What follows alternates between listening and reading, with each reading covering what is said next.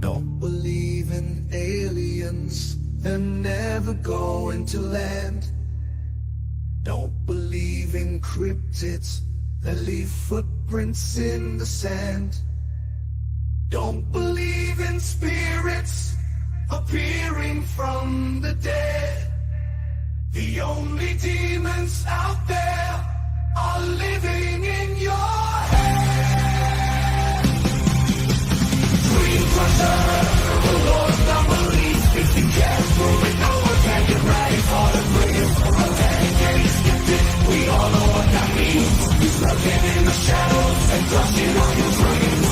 Dream crusher, the Lord of non-belief. If you can't prove it, no one can get ready for the dream. Getting skeptic, we all know what that means.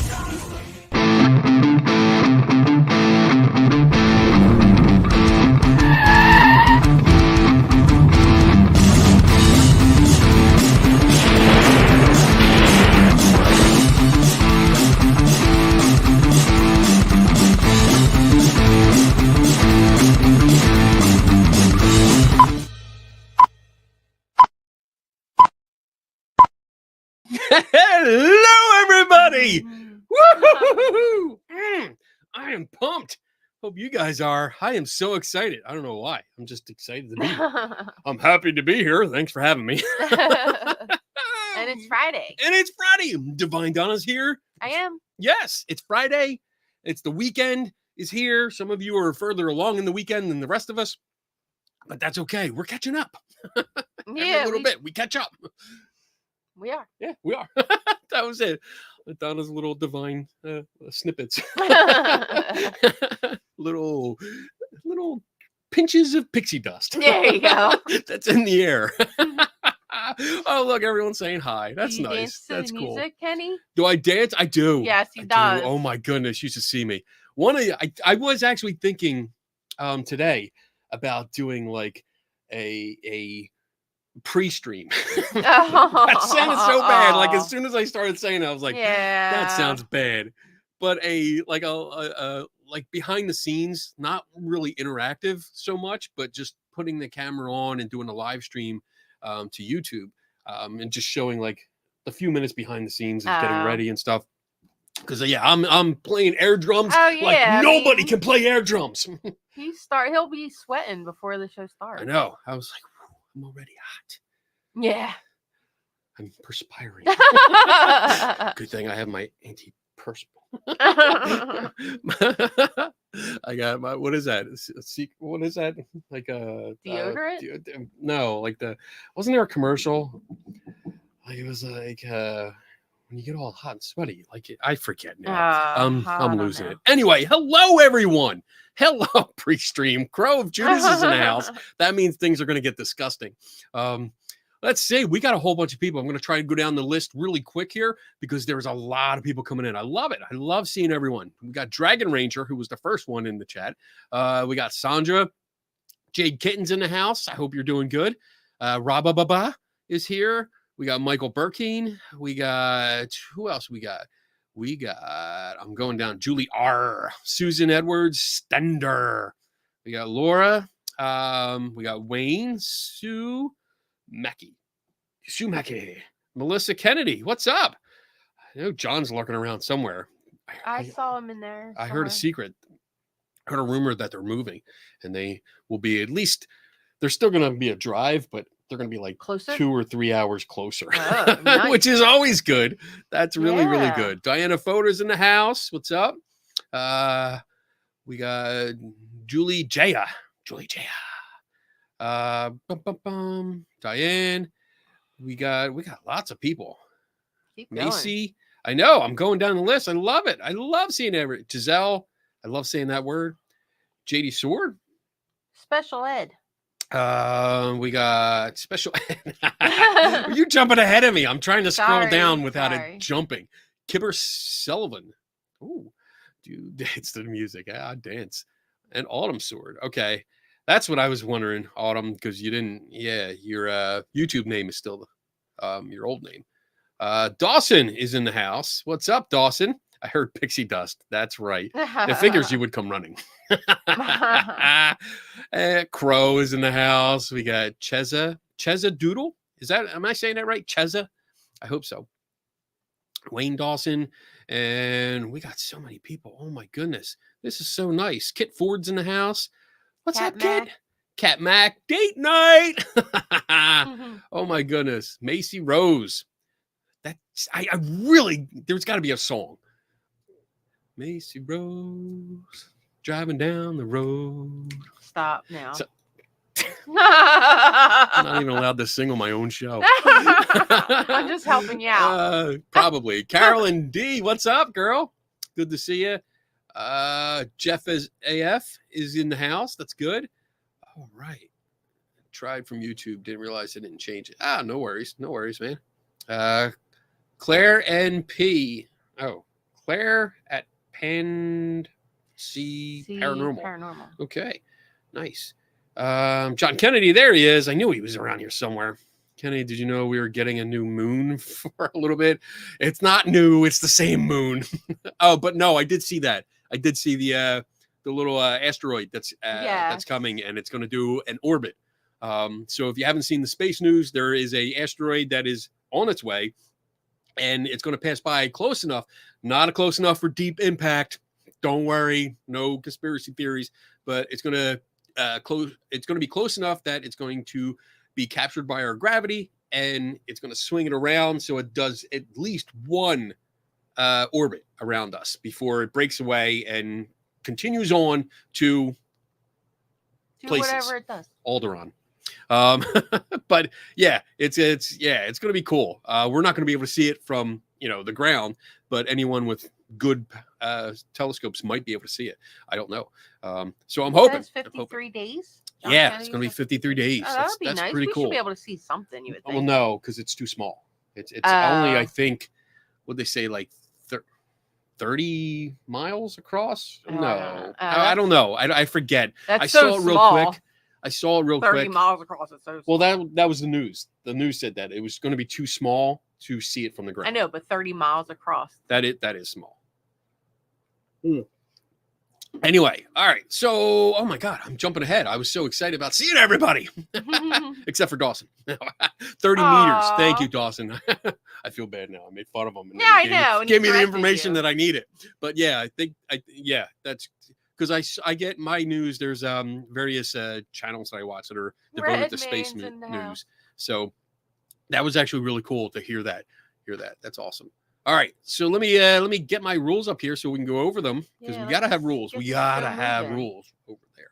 So rule number 1 is that you are allowed to ask questions. You're welcome to ask questions, especially tonight because it's open mic night. So you are welcome to ask questions. We can talk about it. We can discuss things. And that actually leads me into rule number 2 is that I don't know everything. I try to learn as much as I can, but there's obviously tons of shit that I don't know. So if I don't know, I'm going to be honest with you and tell you that. And then maybe we can, if we have time, we'll look at it together. I'll share the screen. We might learn something together. And if not, I'll put it in my notebook here so that I can do my homework and learn about it and talk about it the next time we have an open mic night. Rule number 3 is that we follow the Patrick Swayze rule here, and that is be nice. You can discuss things, you can debate, you can disagree. That's cool. But don't devolve into name calling. That's all I ask. Don't be mean. Don't be a dick. That's basically what it comes down to. Because if you are, I will beat your butt. Wow. And there ain't no coming back. She's not playing anymore. She's going right for the jugular. That's it. So yeah, she'll boot you out of here, and that'll be it. You're done. Rule number 4 is that if you do have a question, please do us a favor, put a capital Q in front of it. That way it's easier for Donna to pick out of the chat, especially when there's a lot of people and there's a good chat going. It makes it much easier to put them in the queue. So, yeah, I love that. I'm watching the counter because I'm on the screen. I'm on the menu where I have my different frames up. So I'm not looking at the comments, but I see the comment notifications like going bang, bang, bang, bang, bang, bang, which is nice. Bing, bing, bing, bing, bing, bing, bing. Just like saying that. Rule number 5, that's my favorite one of all. Drink up. I will be drinking from Zach Baggins' head. Is that who it is? Mm-hmm. Yeah, but I spell Zach Z-A-C-K. That way it's, it's not him and he can't get mad at me. Oh, I'm only drinking water tonight. All right. Let's go back to our open mic night. The timing could have been a little bit better with that, but I do have some things to talk about before we get started. I mean, if you guys have questions, feel free to start popping them in the chat. Donald, we do have a starter show. Yeah, I have some starter stuff. Let me play my little segue in here. This might be loud. Here we go.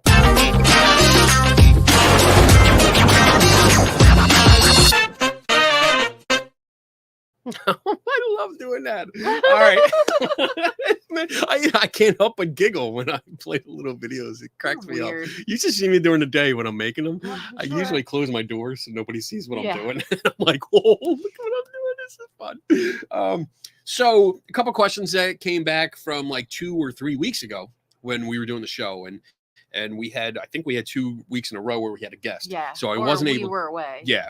We were away Bigfoot. So we're going to talk about that. But a few things, people, there were questions and I don't remember, forgive me, I don't remember who asked some of these questions or all of these questions, but somebody did ask what was the oldest book in my private library. And I believe what I have here, this is the oldest one I have. It is from 1908.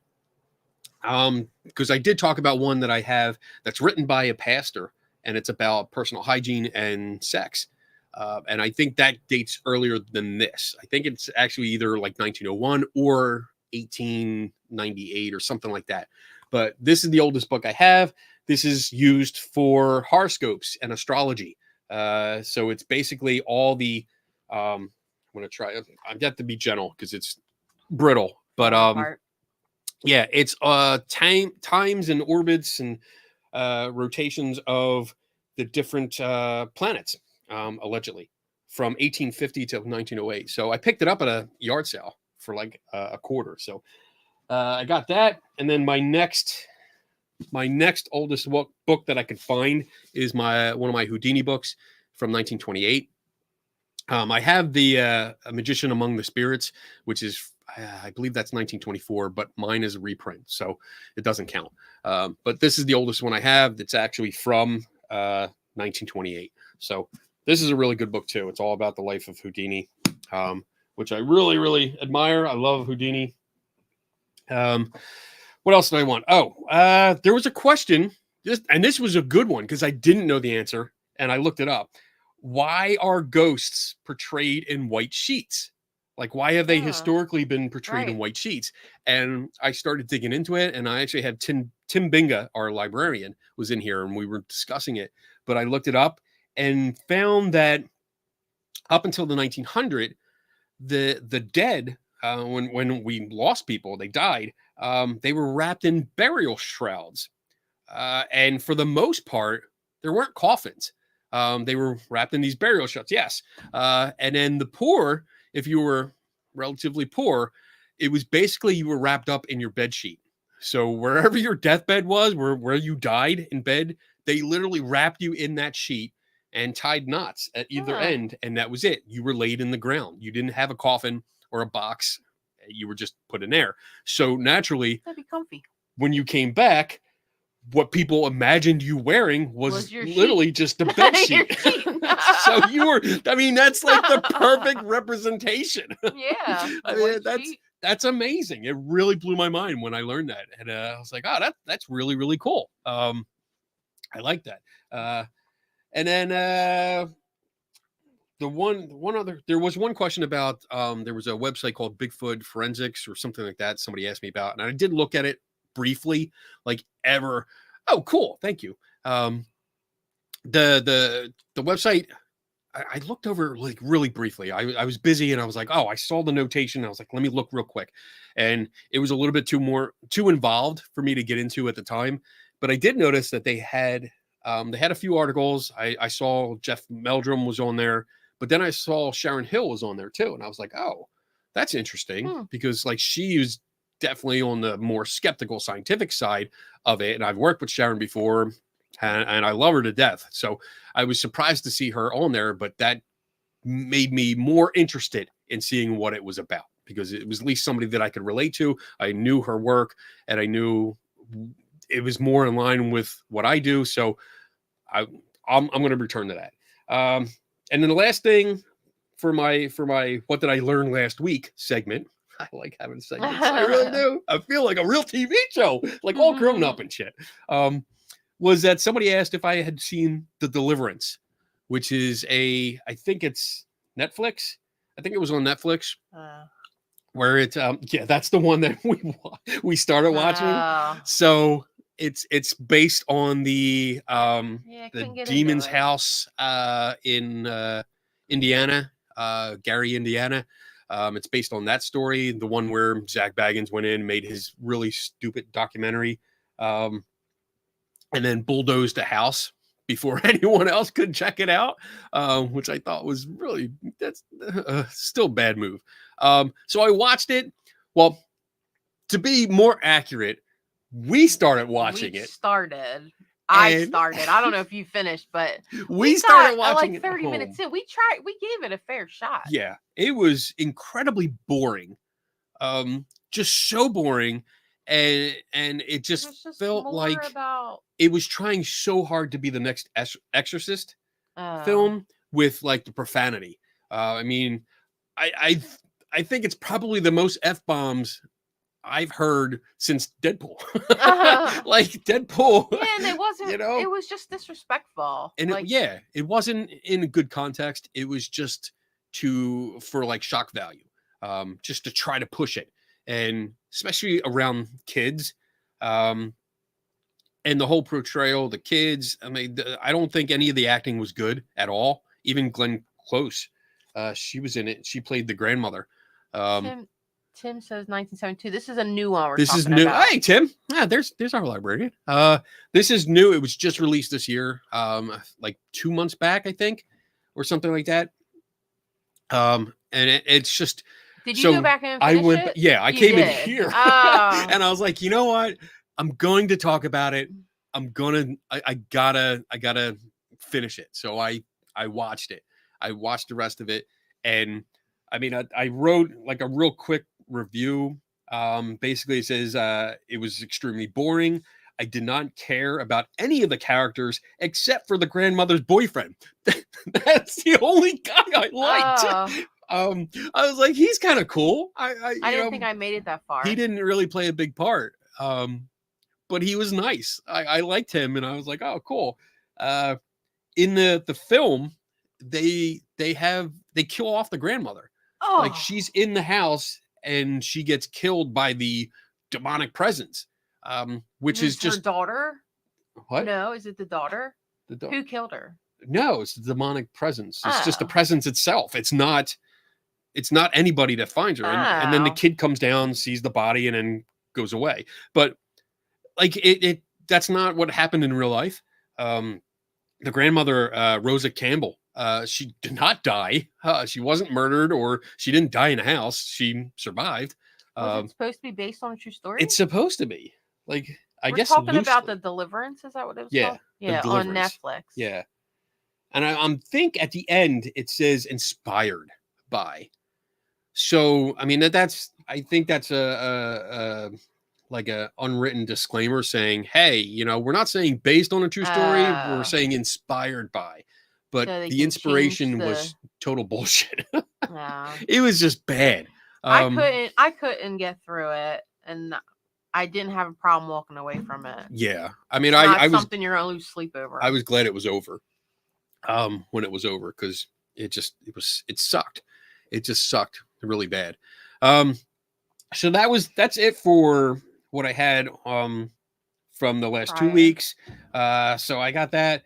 What else? I have one thing I want to put out there. I'm not going to say it yet, but we do have a trivia question tonight, courtesy of Tim Binga. Oh yeah, we have a trivia. This is the prize.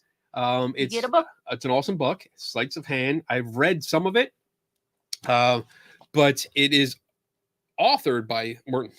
Yeah, of course it's authored because it's a book. Dumbass. Sometimes I literally look in the mirror and go, "You're an idiot," and I agree with myself. Look at the screen. So yeah, you're an idiot. But it's autographed by both authors. So we're gonna have a trivia question that Tim came up with earlier today. I'm gonna put it out there probably. Maybe before break. Before break. Yeah, so I can check them during the break. Yeah, so we'll put it out there. That's to keep you tuned in. That's that trick, You put it out there in a teaser and make you stay the whole show so you watch it. So I think that's it for what I have prepared. So if you guys got questions, feel free to pop it in there. I also need to talk about Bigfoot. Yeah. We went out to the Pennsylvania Bigfoot camping adventure weekend. That's fun. That's funny. It's like when you see a Marvel movie and they tell you about Shield and they explain what Shield means, and it's like, yeah, that's why we call it Shield, because it's just smaller. But yeah, we went out to hello all, my first. Hey, Sam Hain, good to see you. I'm glad this is your first. I hope you enjoy it. Stick around, maybe you come back more. So yeah, we did go out to Bigfoot. We spent the weekend out there at the campground, and there were a bunch of different vendors. There were like people selling all kinds of stuff, like crafts and jewelry and stuff like that. And there were a few speakers. I think altogether maybe eight speakers. I think I was one of them. Yeah, selling their books and yeah, most were selling their books and promoting that they were on TV and this and that with different Bigfoot shows. And let's see, what did I do? Oh, so I did do a talk. I did a lecture, and I talked about strategies for investigating mysteries, and I focused a lot on eyewitness testimony, and even went deeper into that and focused on the trained observer, because I can't tell you how many times I come across people that say, well, this story is even more true and more believable because it was a trained observer that was there. They're the ones that were the witness.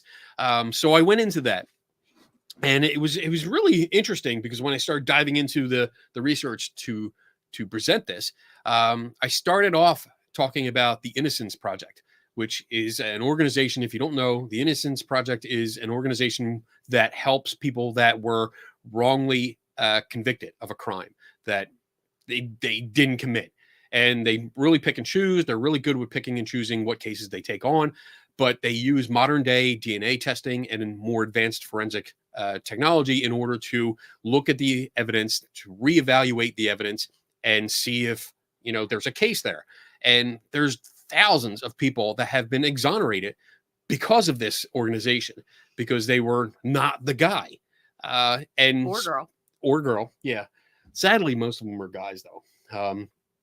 But in my research with this, I focused specifically on eyewitness testimony, and there were just from that organization, there were 137 cases that people were convicted based entirely on eyewitness testimony.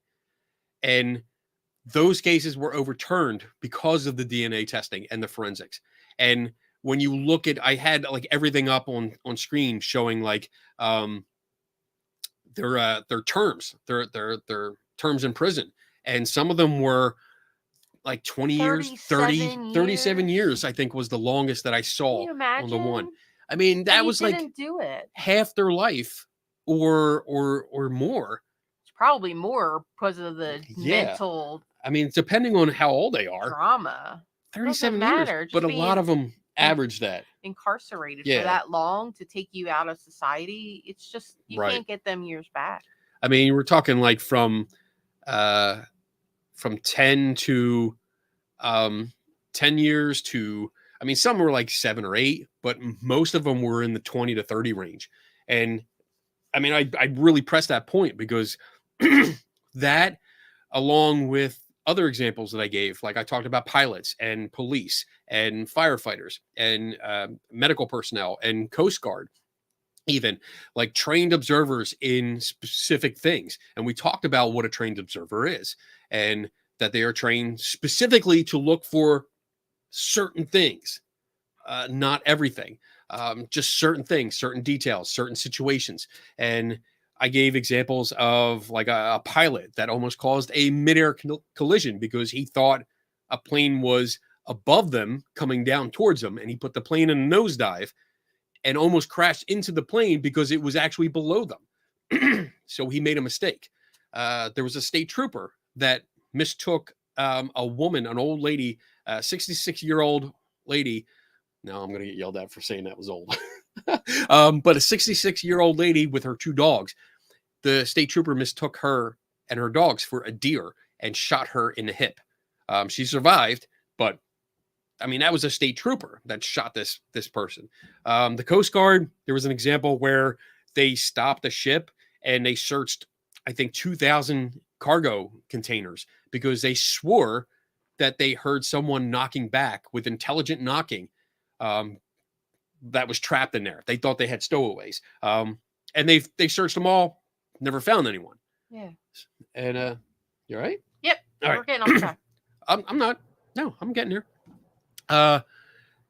So all these examples, I put it in there and just focused on that and made them realize like these are life and death situations. And you guys are talking about, you swear you saw Bigfoot in the woods, like these other situations are more serious and they still make mistakes. And you guys are still prone to make mistakes. Not saying it's all fake, just understand this. So that was, it was interesting. It was a lot of fun. I enjoyed it.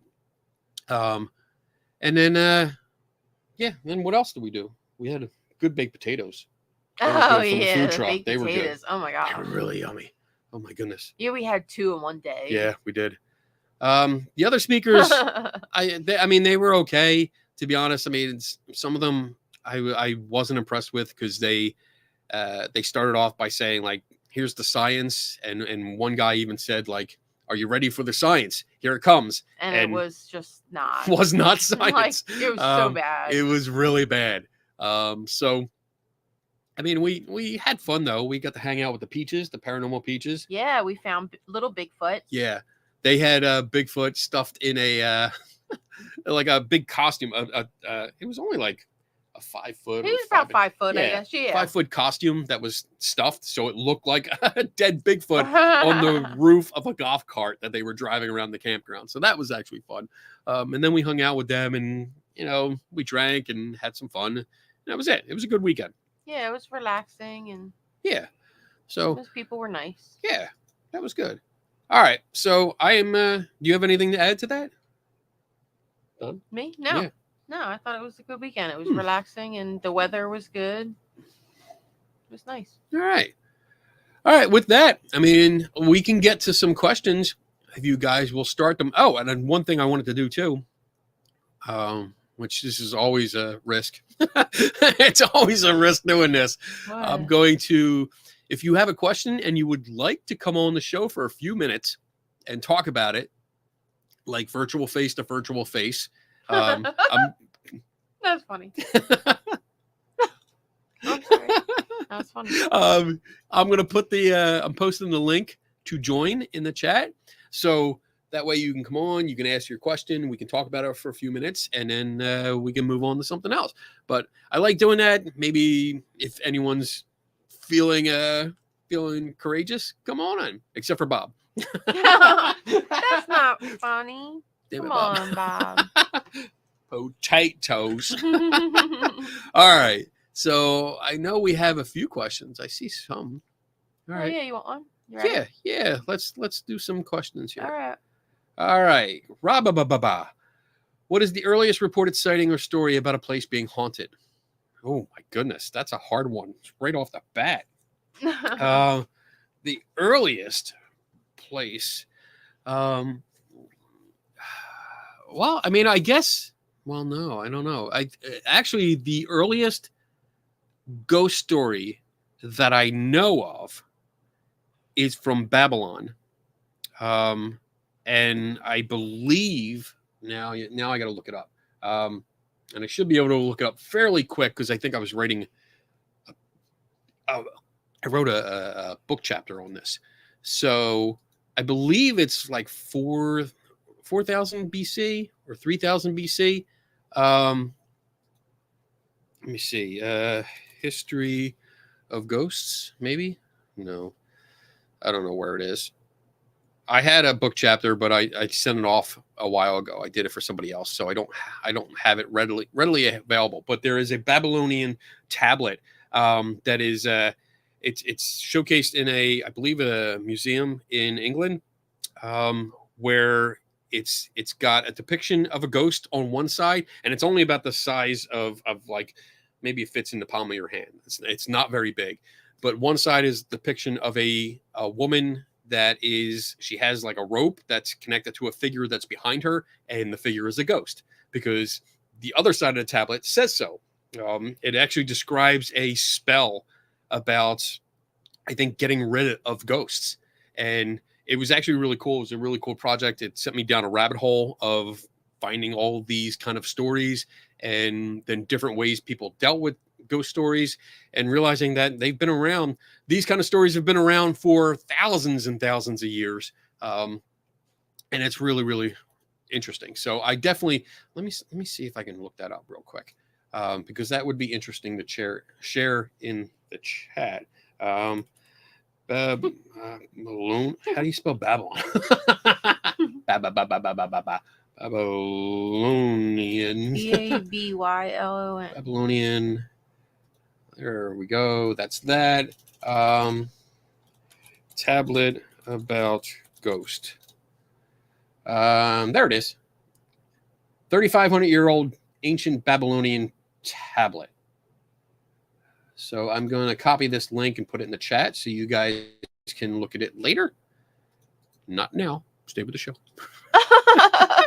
So hopefully that goes through. It's going through. Okay, something went through. I don't know if it's going to work, but there we go. Something went through. Oh, let's see. Somebody became a member. Look at that. Cynthia, thank you so much for putting that up there. Hey, how's it going? Member for a month. Thank you so much. I hope you enjoy the little emojis that come with that. I just saw that. I was like, oh, what's that green thing? That's on there. What's going on there? That's different. But yeah, I hope you enjoy it. That's a good segue into just saying, like, if you do become a member, I've been doing a lot more like videos, just like personal ones for that. So it's more like a personal journal, and I show you behind the scenes. Like I just did a video where I showed my man cave, the nerdy side of me. So it's no ghosts or skepticism. It's just all the nerdy shit that I have in the basement. And it's nice. I like it. It's nice, more personal kind of level, I guess. But all right. So that was cool. That was cool. If you want to be a member, be a member. Be a member. Join. Yeah. I think there's a way. I'm not looking at it, but I think there's a way to do it on the right there. I think if you try to click on one of the emojis, I think there's 4 that come up and it says locked, or there's a little padlock, and it's like you become a member from that. But only if you want to. It's no big deal. All right. So I think I answered your question, and I put the link in the chat. It's really cool. Check it out. And if you get a chance, actually do a search for the guy that found it or discovered it, Irving Finkel. He is funny. He is an old man, and when I saw the video, he's got like a bushy beard and hair, and he looks old and more like serious. But as soon as he starts talking, it's like, oh, he's funny. He makes a lot of jokes. All right, I like him. So I'd hang out with him.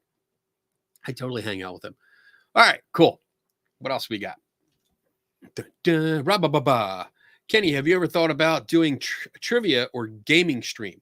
So no, no, I honestly hate trivia. I mean, I'm like our friend Susan Gerbic. She does the Monterey Skeptics and Guerrilla Skeptics and stuff. She runs a big trivia night and every week, and she keeps inviting me, and I appreciate it, but I just don't go because I don't like trivia. Because I'm just not that smart. I'm not good at it. I'll be the first one to say no. Yeah, I mean, when somebody asks me a question and I don't know, like my first response is like on my phone or like, the keyboard. Look it up right away. I look it up, and then I go down a rabbit hole and I forget about the rest of the game. So I don't do that. The only trivia game I will play is Star Wars Trivia Pursuit because I'm damn good at that. Yeah, because he's good at it. Damn good at that. I am damn good. And we used to play. Oh my god, we used to play. If Joe Downey's in the chat, he might pop in. He does once in a while. But we used to play every couple months. We'd get together, 6 of us, and we would play. And you swear like we just tore each other apart. We would make each other spell like certain answers to make sure we were pronouncing it right, and that we were really talking about the real answer. I mean, it was a very serious nerdvana game. So it was fun. I really enjoyed it. So, but no, I don't do that. And gaming is one of my, like, that's more my relaxing time. Like I play, shit. I've been playing Fallout 4 for the last year. Because I will get on, and instead of actually doing the story, I'm like, oh, I can build a village. I can build a house. Okay. And I will spend the next 4 or 5 hours just building a house. That means nothing because it's in a video game. It doesn't do anything, but that's my relaxing time. So I don't want to sit here and do that. My son does that. He watches streams of gaming while he's gaming. And I think he does stream his own stuff, right? Yeah. So he's starting to, yeah. He's all into that. That's all his gig. Here's one. Boom. Oh no, wait. I'm hitting the wrong thing. I do the same thing. I mean, I get a game. Jump in too high. Autumn says, what's the name of the Moss Isley Cantina band? Oh my God. I just looked at it. I just looked at it because I have the, speaking of that video that I did behind the scenes of my nerdy stuff, I have the set and I put it up on the screen. I can't remember. I don't remember. It's a kooky name. It's a the whole show. See, now I'm gonna look it up. I'm gonna look it up. The Cantina band name. Oh my God, I can't even say that. Figrin didn't. I'm not even gonna try it. Fuck it. It's that bad. I'll pass. I will pass. All right, moving on. Thanks, Autumn, for embarrassing me. I appreciate that. Michael Burkeen. I already asked Beardo this today, but I want multiple point of views. Question: should a K2 meter go off consistently in the deep woods where there isn't any electricity? So it really depends on what's around you. And you have to understand that it's not electricity that is making it go off. A K2 meter is a single axis electromagnetic field meter. So it is looking for electric and magnetic fields, preferably together, and reading the strength of that field, not the frequency of the field. It's not reading like volts per meter or anything like that. So it doesn't necessarily have to be electricity, because radio frequencies will make it go off too. You can use a two-way radio to make that go off. So it really depends on the area. If you have any antennas in there, it's magnetic field meter, not electric meter. So it's actually both. K2 is an electromagnetic field meter. So it's going to read the magnetic field usually caused by electricity moving, but it doesn't necessarily have to be electricity. Again, it could be a radio, like two-way radio makes them go off. So that's what a single axis meter will do. Your tri-axis meters will average the reading from all three axes and give you an average reading. But if it's in the deep woods, I don't have an answer for you unless I'm there. I need to see what's in that area, what's going on. And is there anything on you? Is there any towers nearby? Right. There's a lot You of don't questions. know. So I don't know. Would water make it go No, off? water won't No. make it do. No. But I just need to know what the area is. Yeah, you can't just say out in the middle of nowhere. And I mean, honestly, the K2 is it's a piece of shit. I mean, I'm not. That's not a slight against you asking the question. It's just it's made by a company that makes dog trainers. It's not a serious scientific tool. It's a cheaply made one. So who knows what could go wrong with that? There could be some fault with it. Again, after so much usage and banging around, it could be out of calibration. So who knows what's going on? I honestly don't have a solid answer for you. So,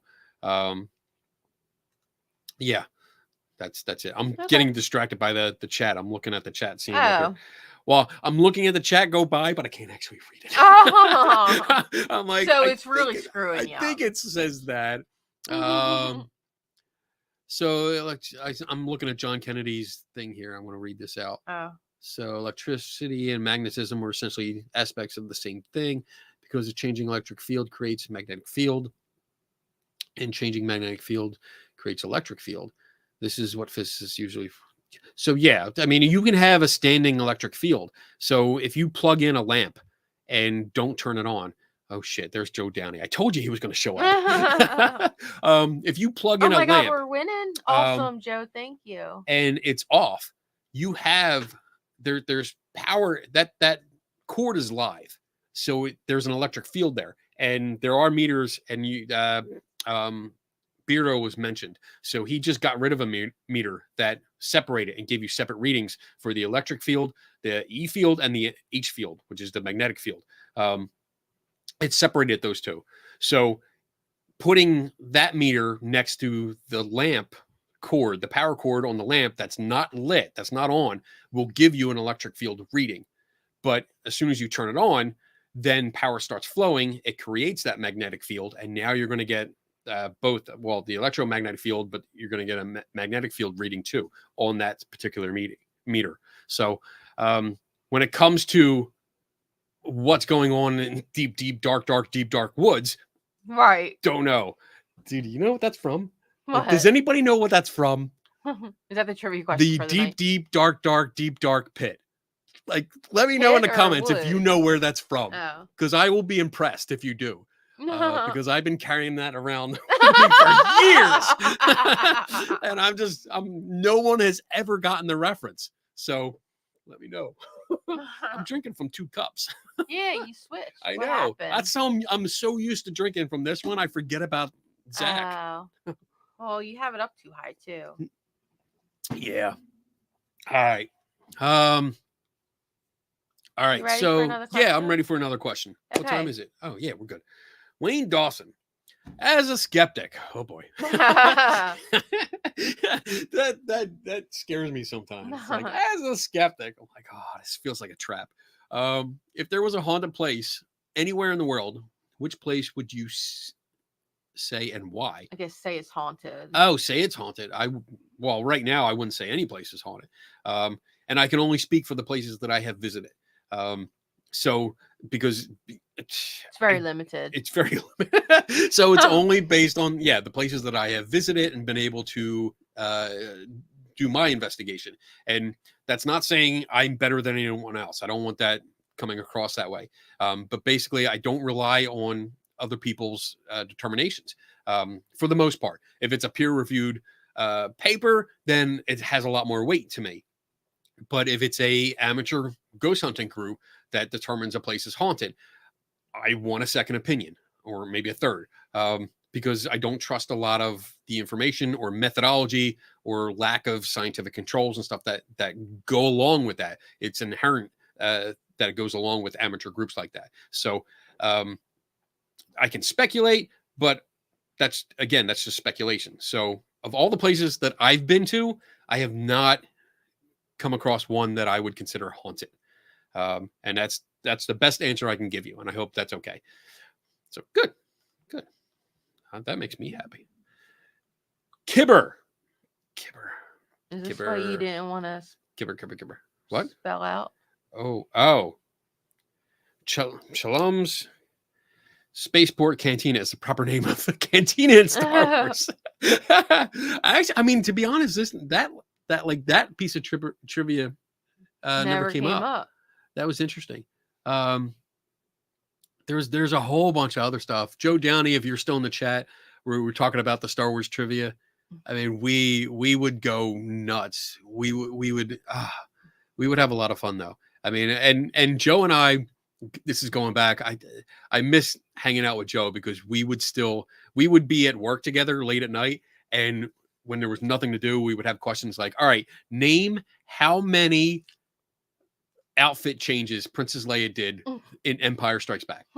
And we would have to like, oh, all right, this and we did this, and we did that. Okay, and that one, oh, don't forget about that one. Oh, okay, great. And it was so much fun doing that. Oh my gosh. All right, moving on. Good job. Jeff AF, what's up, buddy?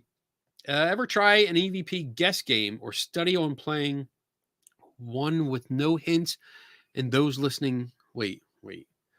Ever try an EVP guess game or study on playing one with no hints and those listening guess what it said? The replies can really differ. Ever try? I guess. I'm not sure I understand what you're asking here. Or study playing one with no hints. Oh, so maybe you're talking about like playing a recording. Play the recording for somebody and like play for one group just the EVP, alleged EVP, and then the other group gets the context, like the question. Is that what you mean? Let me know. Let me know in the comments if that's what you mean. Because if so, yes, we have done that. I actually took part in a study with it was an experiment I did with Mitch Silverstein. And we got together. We actually had recordings. We sent them out we got two groups together and we separated them. One was our control group. One was the experimental group. And then we sent out, I think we had three groups because we sent just the recording to one. And then we sent recording to one group with the actual question. And we sent the recording with a different question attached to it to another group. I think that's how I have to look and go through it. But yes. Okay. And the results we got was actually pretty interesting. It was nobody got the same answer. Every answer or every response that was interpreted by a ghost hunter was different, which was really, really telling. Let me see. I think I'm getting all the details right. It's been a while. Let me look up EVP and Mitch Silverstein, which is a good buddy of mine. Let's see. EVP study. Wait, is that it? Podcast? No, that's a podcast. That's not what I want. There's a picture of Mitch. What's up, you handsome devil? I will try to look for that in the break, and then put it in the chat so everyone can see it because it is a pretty good study. I think we did a good job with it, and I'd like to replicate it. I'd like other people to replicate it. So I definitely want to see if we can do it and get it out there so you guys can see it. And maybe if you guys want to set up your own experiment following the same procedure that we did, that would be great because that would give us more data to go with. And that would be a lot of fun. All right. What else we got? Oh, no, you done typing? Yeah, I can do two things at once. Okay. Or three. Sometimes I do four. All right. Macy Rose. I like how she puts her hand up. Yeah. Kenny and Donna. Ooh, it's for both. If you were going to give 16-year-old you a piece of advice, what would you advise yourself? Oh, that's a really good question. Just be yourself and don't let what other people think of you control what you do in life. Ooh. I think my knee-jerk reaction would be to look at myself and go, stop eating so much, you fat bastard. Like, dude, man, stick with martial arts. Stop eating the donuts and just fucking stay in shape, man. I miss being in shape. I saw pictures. I hate when it comes up on Facebook. It's like, damn, I looked good. Now I'm disgusting. I don't know. Advice? Stop. I think I would give myself the advice I give everyone. Like, hey, like never stop learning. Just realize that it's fun. Put that in the chat. Because I'm not in high school. 16 years old. I was an idiot. I was a complete idiot, a complete goofball. I did not pay attention in school. I did everything just to get by. That's it. And I didn't realize until later in life how important it was to understand the world and everything that we do in it and how things work. And I mean, although I was late to the game, it did work out because I'm in my dream job. So, I mean, but I think it would have been nice if I would have started earlier because maybe I would have more. But sometimes you don't know what your dream job is at age 16. I didn't know. I still don't know what my dream job is, but Divine Donna. yeah, keeps the show on track. You keep the chat on track. But I mean, to tell something that you would tell your 16-year-old self. Well, it's not, hey, you're going to get this job. It's, hey, pay attention, learn, pay attention to school. Don't do just enough to get by. Pay attention. Oh, okay. Life is there. Life, you're going to make it to this old. So pay attention. Don't waste your time. And just learn stuff. Keep learning.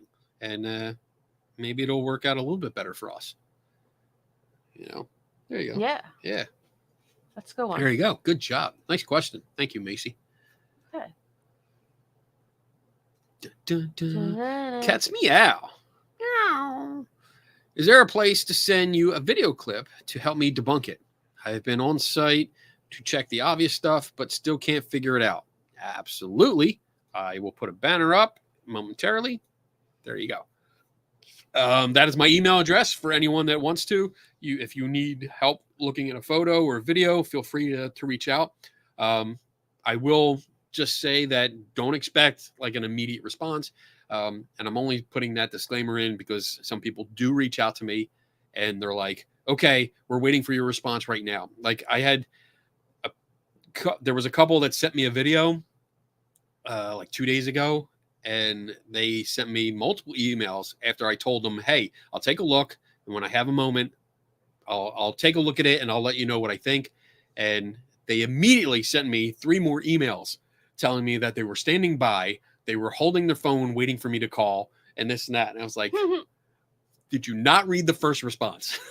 Like, I'll get to it when I can, but I will get back to you. And I only say that like, that's rare, but for the most part, I like to give the disclaimer. Like I'll get to it as soon as I can. Cause there's so many things going on. I mean, the weekend I've been trying lately to leave the weekends just for us, unless I have something planned. Really? Well, like last weekend, I didn't do anything like work related. Oh. I actually didn't come into work, I think, unless I came over to get my laptop. That was it. And I actually came right back home.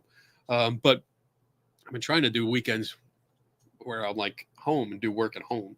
So well, that's really sweet. I try. Yeah. And once in a while, I'm also drunk. I'm a little buzzed, so depends on how many games are on. Nice. If the sports are on. I mean, if the sports are on, then I'm coming over to work. It's free reign. So yeah, I'm out of here. Like shit. I look for stuff to do. What can I break so I can fix Bob. it? You're right, Bob. We definitely need one of these coming up. Talk to her. We definitely need an adventure. We need some adventures to do. Yeah. Yeah. All right. I was thinking about that today. Here's a quick one. It's a quickie. Joe Downey in episode 4 was "May the Force be with you" said, when was the first time? Oh, okay. Describe the scene in episode 4. Describe the scene. So, damn it. Let me think. All right. So we go through. It's not there. It's not there.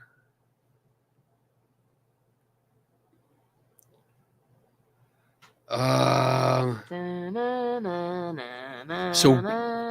Kenobi says the Force will be with you always. So he doesn't say that. So I think it's Luke that actually says it. Now I gotta think. I'm not in the right zone, Joe. This is not. I can't just stop. I hate dead air. I hate dead air. I know, right? I can't just stop and think, and you're making me stop and not talk and think about this. He says very good on Kenobi. Yeah, and I think it's actually Luke that tells Han, because they're in the bay, and yeah, Han's about to leave, and he's like, Han, may the Force be with you. Oh, Han did say that.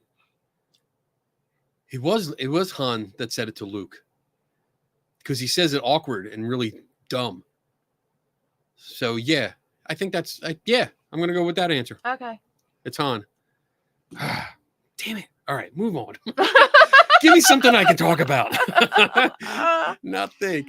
See, this is how intense it gets, because I felt the pressure. I know. Fuck you, Joe. Fuck you. I know he's laughing. You're welcome, Joe. I know he's laughing. I'm dying right now. Sheila. Do you believe in any cryptids as being real? Real Kenny? Well, I am. Sometimes I'm really hairy, so could be me. Yeah. So any cryptids? So no. I mean, the definition of cryptid. Let me make sure I get this right, because I always like to make sure I get things right. Cryptid. Animal or creature that is said to exist but has not been proven to do so. Okay, so creature that is found in stories and that some people believe exists, or they say they have seen but has never been proven to exist. So do you believe in any of them? So right now, no, I don't. I don't have any beliefs in things like Loch Ness or Bigfoot or like the skunk ape and like what else? I'm looking up at my cryptid thing. Flatwoods Monster or the Hopkinsville Goblins or Mothman or anything. Chupacabra. I don't have any belief good in roll those. of the R there. I know you like that. Have you been practicing? Well, I did it a while ago when we had Ben on and we were doing the whole show on Chupacabra, and I was like, oh, I gotta say it right. Chupacabra. That's why Chupacabra. It's awesome, ain't it? So yeah, I don't believe in those. I trust in science, and I'm looking for it. I mean, especially like Bigfoot. So many stories, but no evidence. Like we have footprints, but I've seen them. I have casts of some. Like they're not impressive. They're really not impressive. And we have an experiment that we still need to do with the footprint thing. So K&D adventure. yeah, we have to wait for. Well, we can actually make the conditions. Yeah, we don't have to wait, but it would help.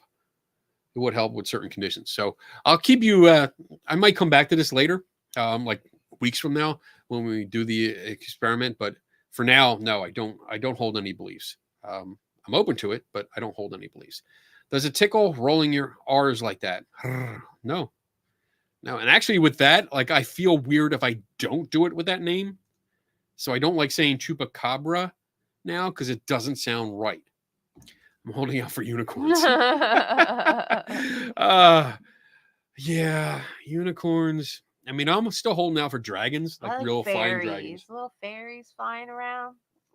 Help you out. Yeah, I don't think that's going to happen, but we'll see. All right. Do we have one more, or do you want to go to break? We should go to break, especially if you're going to do the trivia. Okay, so here's the trivia question. We're going to go to break, and put a T before your answer. Oh, that's good. All right, so if you're going to answer, put a capital T in front of it, and that way we can scroll back after we go pee. Look at the comments and we can figure it out. I'll know what time. So here's the question. You ready, keyboard warriors? Yes. So get ready to win a book, right? What do we it's going to be the book. Yeah, it's going to be the book. This book right here. Sleights of Mind. Sleights of Mind. Let's see what the neuroscience of magic reveals about our everyday deceptions. So it's like I said, I've read some of it. It's really good. Okay, so the question is, dun, dun, dun. Name Scooby-Doo's siblings, as in brothers and sisters. So ready, go. I didn't time that right. I totally didn't have the. I didn't have. Try it again. I won't tell. Ready, go.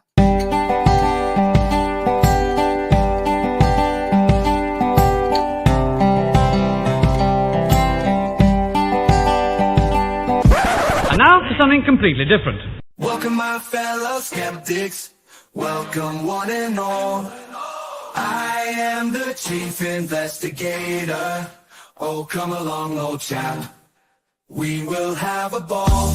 Now, if you will excuse me, it's time to open the mic. Good night. Good night. Kenny Biddle's the name, investigating's my game, and I will have at it. Quid pro quo. As the head of this committee, hunting for ghosts can be shitty, but there is nothing better that I know. I am a skeptic through and through. I question everything, don't you? Let's open the bar and have some questions, alright. Maybe you might find an answer or two.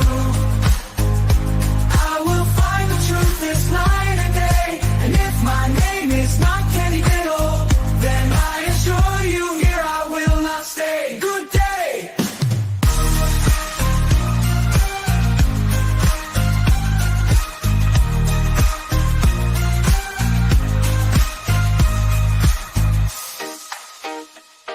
Kenny Biddle's the name, those huntings the game. I won't let anything get in my way. Too many fakers out there, too many chefs, too many toe tappers, none of it makes any sense.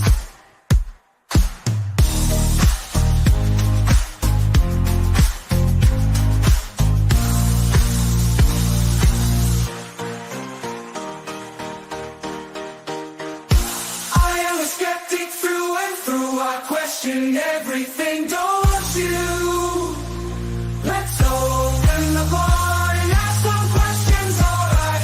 Maybe you might find an answer or two. Who knows? There may be ghosts in the machine, but trust me, I am not so keen. I prefer to see these things clearly, not in 144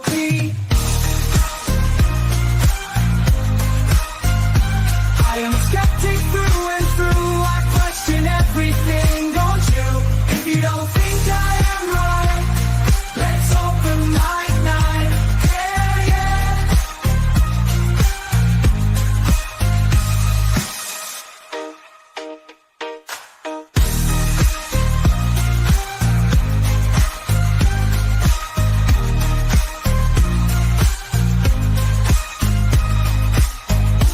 I am a skeptic through and through. I question everything, don't you? If you don't think I am right, let's open mic night. Yeah.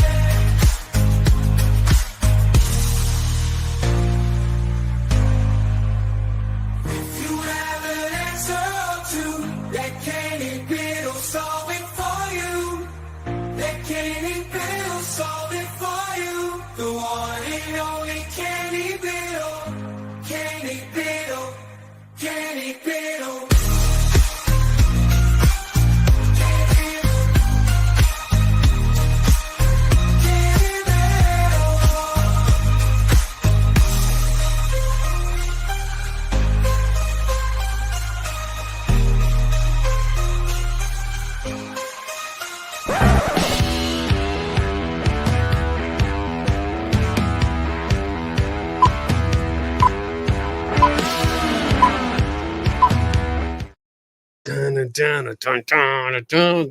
This was much more difficult than what I Yes. expected. Well, like, it oh, helps if you have the right answer. Shut up.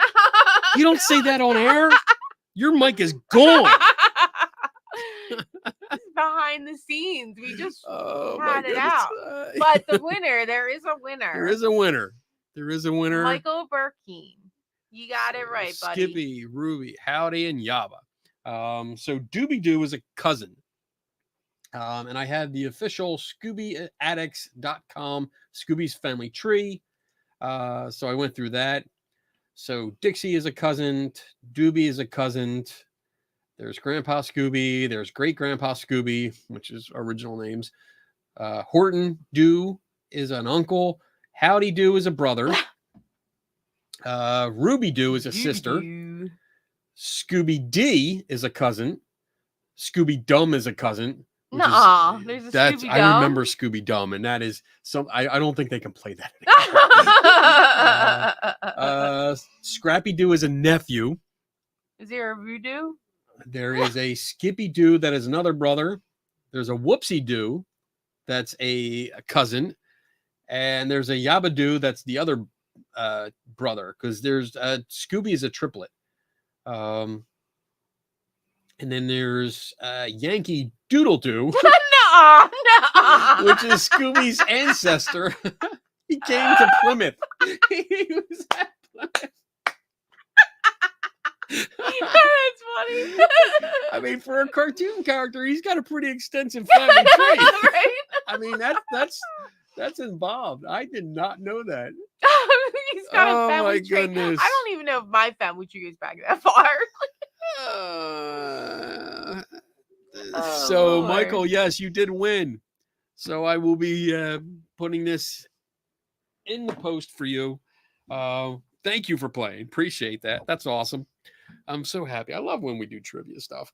Except definitely got to make it. This is Tim's fault. I blame him. Yeah, we that have was more involved. It started flooding in with comments, and I'm like, oh shit! And everyone's doing the different ones, and I'm like, let me check. Let me make sure. I'm like, oh shit, that is one. Oh fuck. All right.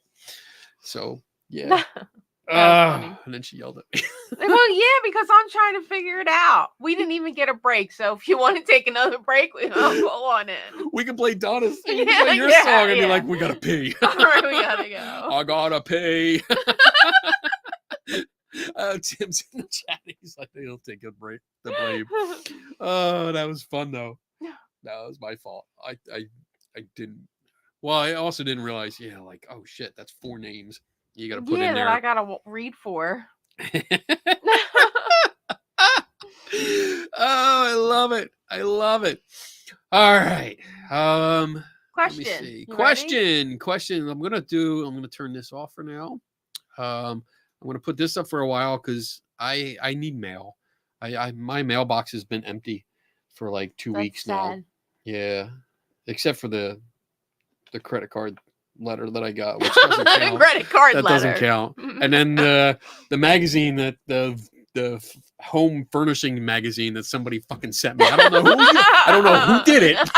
Somebody got a subscription and sent it to me. That's great because he brings them home to me. Yeah, so thank you. I don't have to thank you. pay for it. All right. So yeah, you got questions, and again, I'm going to put the link. Did it work? Yeah. Okay. Copied. I'm going to put the link in the chat room. If anyone wants to jump on here real quick, except for Joe Downey, because I don't want to spend all night trying to go through Star Wars questions. We'll do that on the side. But yeah, if you want to join me to do a question, to talk about a question in person for a few minutes, feel free to jump on for a little bit. You just need a microphone and webcam, obviously, because it's a video show. But all right, let's go. Let's go. What do we got? Kit Ford. What's up, Kit? I like this. She's from the Monster Festival. Do you think life exists in other parts of the universe? I think it's definitely possible, and I would hope so. I can't say for sure, obviously, because I haven't been there yet. But I think with the abundance of life on this planet, the many thousands of species of life, and different forms of life and under different conditions on this planet alone, I think that there's good chance that there is life somewhere else in the universe. I would hope so. Had they visited us? No, do not think so. So I'll leave it at that. And we do have somebody that popped on. I know he wants to talk about something really, really quick. But let's see. Oh, wait, there he goes. There he is, Daniel Reed. What's up, buddy? Hey, can you hear me? I can hear you. Yes. Okay. How are you? Good. How are you? I'm adequate, merely sufficient. That's all right. That's above average then. Whatever. It's a Friday night. It's a Friday night, man. It is for a fact. Cheers. So you just got done a presentation about like monsters and cryptids and stuff? Yeah, I did the Curious About Cryptids that I did at the Grafton Monster. I did that at the Clarksburg Harrison Public Library. Okay. So yeah, they liked it. They said they'd have me back for other stuff, and I got them.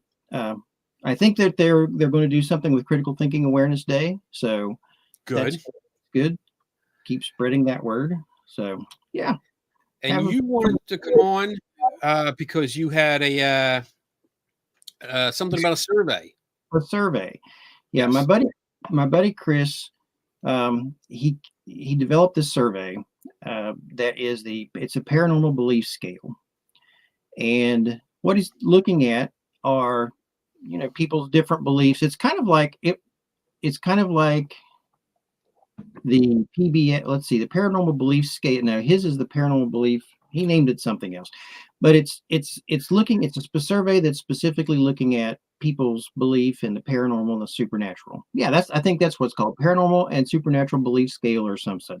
You're not really prepared for this. I know, dude. I just got home. I just carried groceries in. No excuses. So, but he's looking at that, and we're starting to get enough data where we can look at it and get to statistical significance. So, okay. So if people would take part in it, we'd appreciate it. And if you have a group that you'd be willing to post it to so that we could get more responses, we'd really appreciate that. And we put it in the chat. Okay. I just put it in the chat for everyone. It says the survey, and there's a link included. So feel free to go there, take the survey yourself, and share it. Like you said, if you're in a group, share it in a group. See if anyone wants to take the survey, because the more data that you get, the better. Right? Yeah. Yep. Okay. And there's the old one, but I think it was in the 70s. That paranormal, just the PBS, the paranormal belief scale. I think, if I remember correctly. And so Tim commented, just said the fantasy prone personality survey, which Joe Nickel did a few years ago. There was one of those. Okay. There it is. Yeah. So Chris is just trying to get some news. We're looking at political affiliation and gender and so on and so forth. And so what I'm really interested in is finding out if there's a correlation between, like, if your political affiliation, Bigfoot, or if you believe in Bigfoot, or if you believe in Loch Ness Monster, if you believe in angels and demons, and all that. Yeah. So, okay. Yeah. Cool. All right.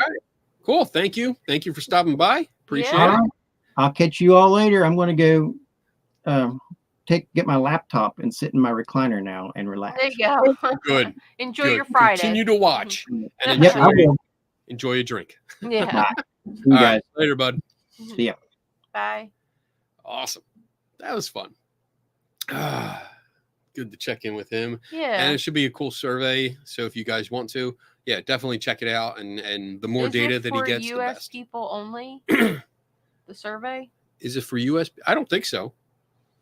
I mean, I don't know. He didn't say that. Daniel, if you're still watching, let us know. I will let you know if he comments or he sends me a message. Because he did ask. I didn't see it. He's like, is it still okay to come on? And I was like, oh, I didn't even see it. Let's see. Do they need to be U.S. residents? All right. So I'll let you know what he says. Moving on. put my glasses on so I can see. I believe in the Loch Ness Devil and the Chupacabra Bigfoot.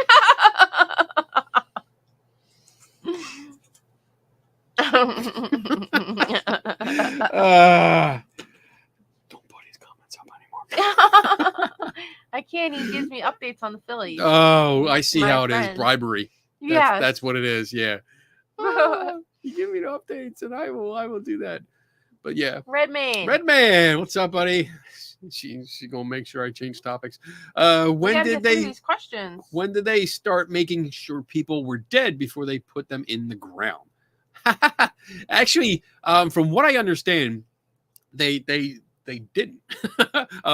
Well, at least in the way that I think you're asking the question. So sometimes, I guess, depending on the disease and the condition of the person, sometimes it would appear like they were dead, but they weren't. And I do know that they did have what was it called? The dead bell. It was a little bell that would be attached to the coffin, and there would be a line that went down, and the bell was actually above ground. Dude, that would be like so freaky. It would be. I'd be like. So if the person in the coffin or in the ground would wake up and be like, "Oh shit," they could ring the bell, and the cemetery caretaker would come dig you hopefully up. Hear it, hopefully, yeah. And then come get you, and dig you up. That's like let you out. Horrible. There was so I think that's right. Actually, I think Autumn sure would know more about that because Autumn is like big into the macabre kind of stuff like that. I Don't think. bury me. But yeah, saying that's what I remember. Let me live see. Radio. Coffin Don't bury me. bell. Coffin bell. That's not it. That's not right. Safety coffin. There it is. So let me share this because it's fun. We're gonna learn. Time to go to school, kids. Let's see. There we go. So it's Wikipedia. Does need some references, but basically, a safety coffin or a security coffin is a coffin fitted with a mechanism to prevent premature burial or allow the occupant to signal that they have been buried alive. A large number of designs for safety coffins were patented during the 18th and 19th centuries, and variations on the idea are still available today. So let me see. I was trying to blow this up. There we go. So there's your coffin and the line going up. Not right. To a damn Pat dead ringer. Dead ringer. Good. Well, while we're here, let's look it up. Origin of dead ringer. Yeah, another rabbit hole. We're not going to get through these questions. It means an exact duplicate or 100% duplicate, and derives from 19th century horse racing slang for a horse presented under a false name and pedigree. Oh, people were trying to cheat. Dead ringer. A ringer was a late 19th century term for a duplicate, usually with implications of dishonesty, and dead in this case means precise, as in dead center. Oh, so it didn't have anything interesting. To do with that. We are learning, kids. We went to school, boys and girls. Yes. I love it. I love it. I learned about ghosts and sheets. I relearned about coffins and bells, and now I know about dead ringer. That's it. That's interesting. I did not know that at all. All right. Let's see. Stop that banner for a little bit. My ticker. That's what it is. Damn it, Bob. All right. Do we have any more? Yeah. Oh, there's plenty to get through. Okay. Rabba-ba-ba. Kenny, I really wish you were my science teacher when I was at school. I would have paid more attention. Well, I mean, I appreciate that. I do. I want to say that first. I do appreciate that. But I'm more of a science communicator. So I communicate other people's science because I don't do, I mean, I do science in the investigative approach. I use science. I employ science. I refer to science, but I am definitely not a scientist. You can consider me a citizen scientist. But otherwise, yeah, in science class, I had fun. That's probably one of the most fun classes I had in high school. Only because I would, we played with fire. So I was like, yeah, we can blow shit up. This is fun. And I remember the first day of science class, my science professor said, "We are on the 3rd floor of the building. Do you know why?" And no one knew why. And he's like, that way, if we do screw up and we explode, we blow up the science lab, the rest of the building is okay. We don't take it with us. And I was like, oh, so they actually put thought into it. It was a Catholic school too. I'm like, you guys suck. 3rd floor side. Poof. Yeah. Oh man, I did not like that idea. All right, I am ready? considered more of a journalist because that's what I try do. to bang through She's cracking the whip. Yeah, I am. All right, we got time. We're only 20 minutes in. We have a lot of questions. We do? Yeah. I only see 3. I have 18. What are you looking at? What are you? I have 18 starred. Oh my goodness. What are you looking at? I only have 3 starred. Okay. Wow, that's weird. All right. Oh my God. I'm scared. We have somebody in the queue.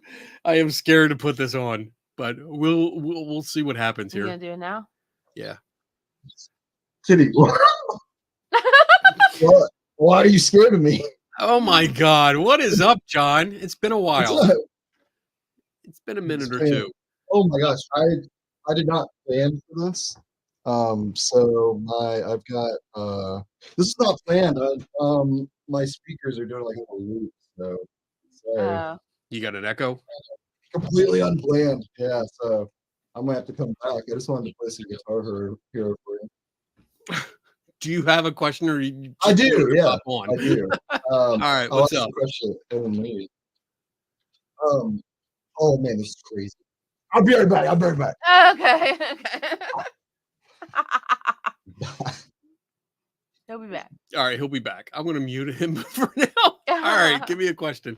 We'll wait till he comes back in the. Ready? In the question: what is a flux response device? Flux response device. That sounds familiar. Flux response device. Let me see. Flux ghost hunting communication logo. What? Ghost stop. Oh, Flux 2 response device. Oh, is this the pyramid thing? It is. $200. My God. Oh, please stop buying ghost hunting equipment. Please. That's my advice. So let me share the screen here so you guys can see what I'm talking about. And let's see. Flux share. All right. So this is what I'm looking at. This is the device he's talking about. It's a pyramid thing. I believe it looks at temperature and then also has some kind of motion sensor. Flux 2 paranormal response device. Clear response with color changing lights for quick response. New light and sound. Multiple sensors detect change in environment. So it has multiple environmental sensors. That sounds more than it really is, I think. Determines response based on location of motion, distance, and even temperature changes. Wow. So it looks at, all right, so it looks like it's got maybe just a motion sensor. So because motion isn't just left or right, up and down, it's also front and back if it's measuring distance from it. And then temperature change. Includes 2 highly sensitive infrared laser motion and distance sensors. So it's probably some form of LiDAR. Measure temperature, ambient thermometer probe, which reads air temperature around the device. All right, so that's what we're talking about. And I think I looked into this before, especially the specs, the tech specs. That's not a lot. What the hell? That's like hardly anything. Directions. All right. Do you want to look this up later or? All right. So that's showing a little bit of the graph here, the zone. But I think I have problems with the temperature because it based on how much of a difference it takes to trigger it. So if it's set for like 0.1 degree, then it's going to trigger a lot. If it's set for 1 degree, it'll be a little bit less. But if you have people in the room, you're going to have a constantly fluctuating temperature. So it can go off a lot by itself. So this is going to be, I'm going to put this on my list of things to look into later. Yeah. And if anybody has one and they're not using it, please send it. Please donate it. So Kenny can take it apart. I would like to play with it. And he's not going to buy one. Homework. Yeah, I already spent $200 on a music box. I don't need to spend any more on this kind of thing. So yeah, it's I've played with it before. I've seen it before. I've seen it when I went to the Shanley Hotel. They had one there. It was not reliable. It was very inconsistent, and there was no controls over it. So who knows what was making it go off? But I know there was temperature. There was like pockets.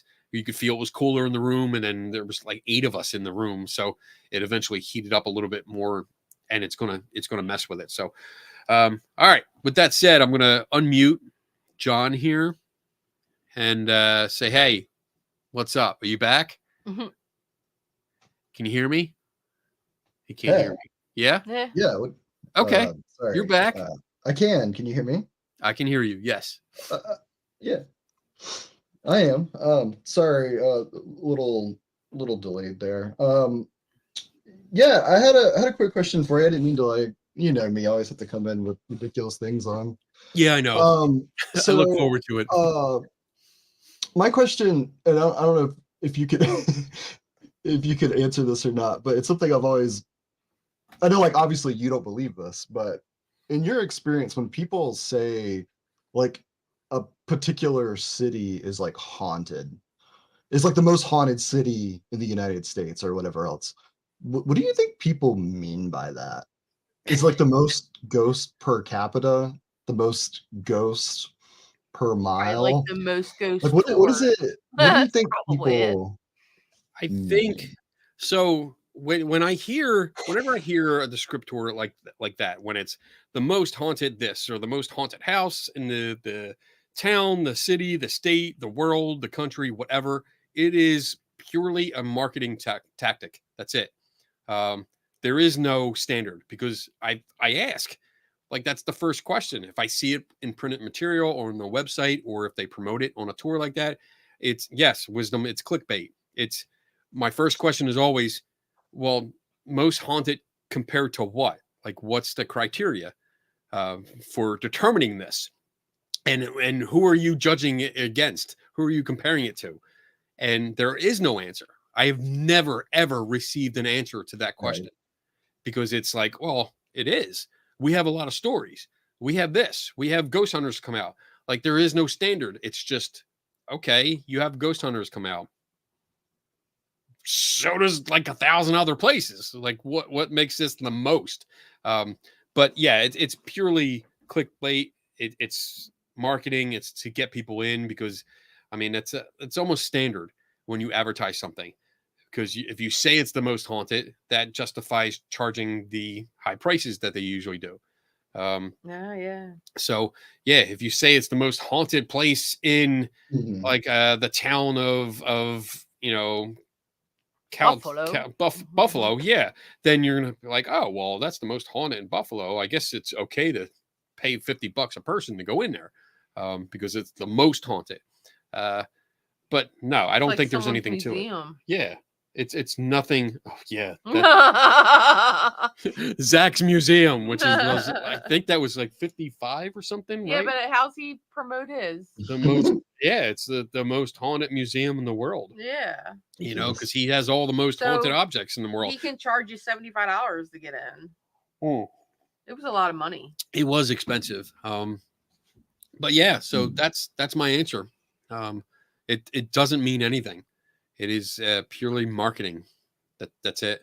No. There's nothing to it. And I encourage anyone, like everyone that's watching, if you go to a place and they tell you it's the most haunted, like ask them. Ask them why. Why? How did you determine this? I mean, do it after the tour, because if you do it before, you'll get kicked out. But yeah, do it afterwards. When they say, does anybody have any questions? Yeah. Be like, yes, I do. Show your skepticism. Ask questions. So, is that all right? Is that good answer? Can I cheat and ask 2 more quick questions? One, my how do you get rid of a hangnail? Just pull it. Trim it. It's awful. Just I'm scared. use clippers. He's Just clip it scared. off. He's scared. You big I baby. forgot my other question. Sometime. Oh, you're gone. I'm gonna boot you. There's a really big delay between us, and I apologize. But yeah. All Wow. right. Get out. Lydia's. I like your shirt though. I like your shirt. Yeah. All right. Later. He's gone. Oh my God. John is always fun. Yeah. Just out there. But I love him. I love him to death. All right. Let's get through all these. Like my thing still says only 3 are stars. You're wrong. Wow. So I wonder if that's weird because like I didn't notice any, like there's no comments that are starred in my chat thing here. So that's weird. All right. Because we have a lot. I'm going to take my hand off the mouse and let Jesus take the wheel. Read the question. I'm quitting. All right. Cat Mac, why did they hide Luke on a on a known planet with his family? He was pretty darn easy to find. No. So the idea was they separated the twins. They took Leia to Alderaan, and then they took Luke back to his uncle because they figured, take him back there. Obi-Wan was going to stay with him, protect him. There'd be the last place. Why would you take the person that you want to hide to the most obvious place you would hide them? That's it. And then also because they knew that Luke was Vader's son, that Vader didn't want to go back to Tatooine because it had such bad memories. That's where they killed his mom, and that's where he really started his turn to the dark side because he wiped out all the sand people. So he didn't want to go back there. And so I can understand it. That's pretty much the perfect place to hide them. Okay. So there you go. Good job. I'm getting better. I'm getting back into the groove. All right, here we go. We're going to watch Star Wars tonight. No, we're not.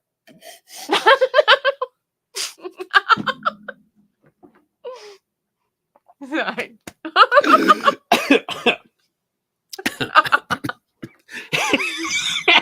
That was good. If I pass out, just end the feed. Or maybe let it go. Oh yeah. You're We're dying. going to 4 hours. We can all see how. I'll just be laying on the floor. Like the Truman Show. Kenny's passed out on the floor. Let's just watch him. It's very peaceful. Giselle says, has there been any evidence found that the moon can affect mood? So as far as I know, there is no physical effect that it has. Especially when you talk about phases, because the only thing about phases is that it's just where the sunlight falls on it. There's no difference with gravity or any kind of pull. So I know there's some people out there that say, yeah, I worked in ERs and there's definitely a thing. I know there has been at least one study that came out that looked at it and said, no, there's no difference. I used to work rescue and there was never any difference. I never noticed the difference. And I think it's more psychological.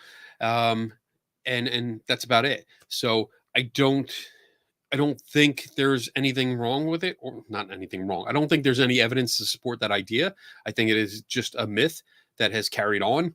And it's, instead of basing your belief or someone's belief, not yours in particular, but people's belief on science, it's usually the tribal knowledge of that mythology, or that myth that has come along.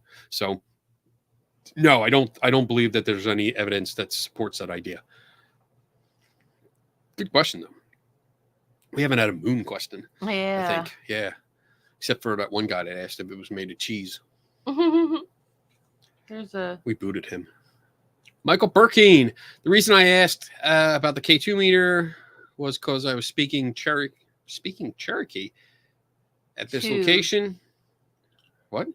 Go ahead, read it. Yeah, Cherokee Indian location, I believe, to be an undiscovered Native American conical mound. Does this help you understand what I mean? Because he said he was in the middle of nowhere. Right. So again, it still comes back to like, I don't know the area. I need to see what the area looks like, and any possible, and what kind of readings. Because it's a K2, you don't get accurate readings. You get averages, because each light is a range, not an accurate reading. So I much prefer like an analog or a digital readout, which gives you at least a more accurate measurement of what you're reading.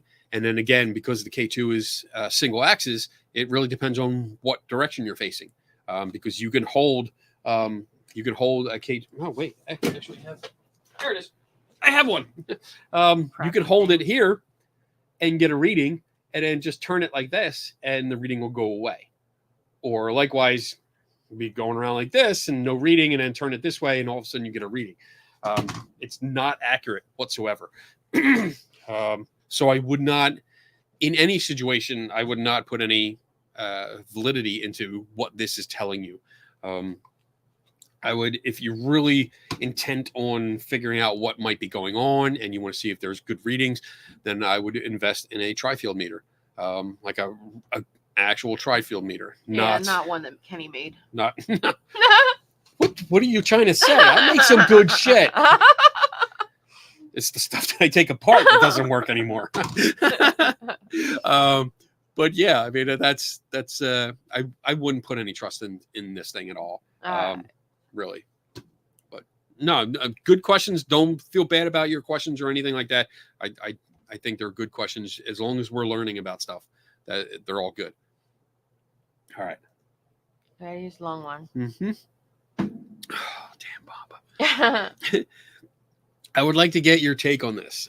Dr. Neil Smith, a leading neuroscientist who studies consciousness, thinks that reality is a controlled hallucination. Everything we see, hear, and perceive around us, our world, our whole beautiful world, is a big lie created by our deceptive brains. So this is a deep question. This is going to go beyond the scope of this show, and beyond my pay grade. But what I can add to this is, I mean, we do see the world through our own perception. Everyone perceives the world slightly differently. We see it through our own biases, our own filters, our own senses.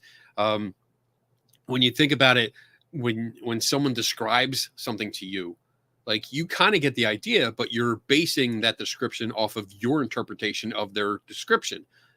You really will never ever know if you're getting an accurate impression of what they're talking about, because you don't see how they see the world.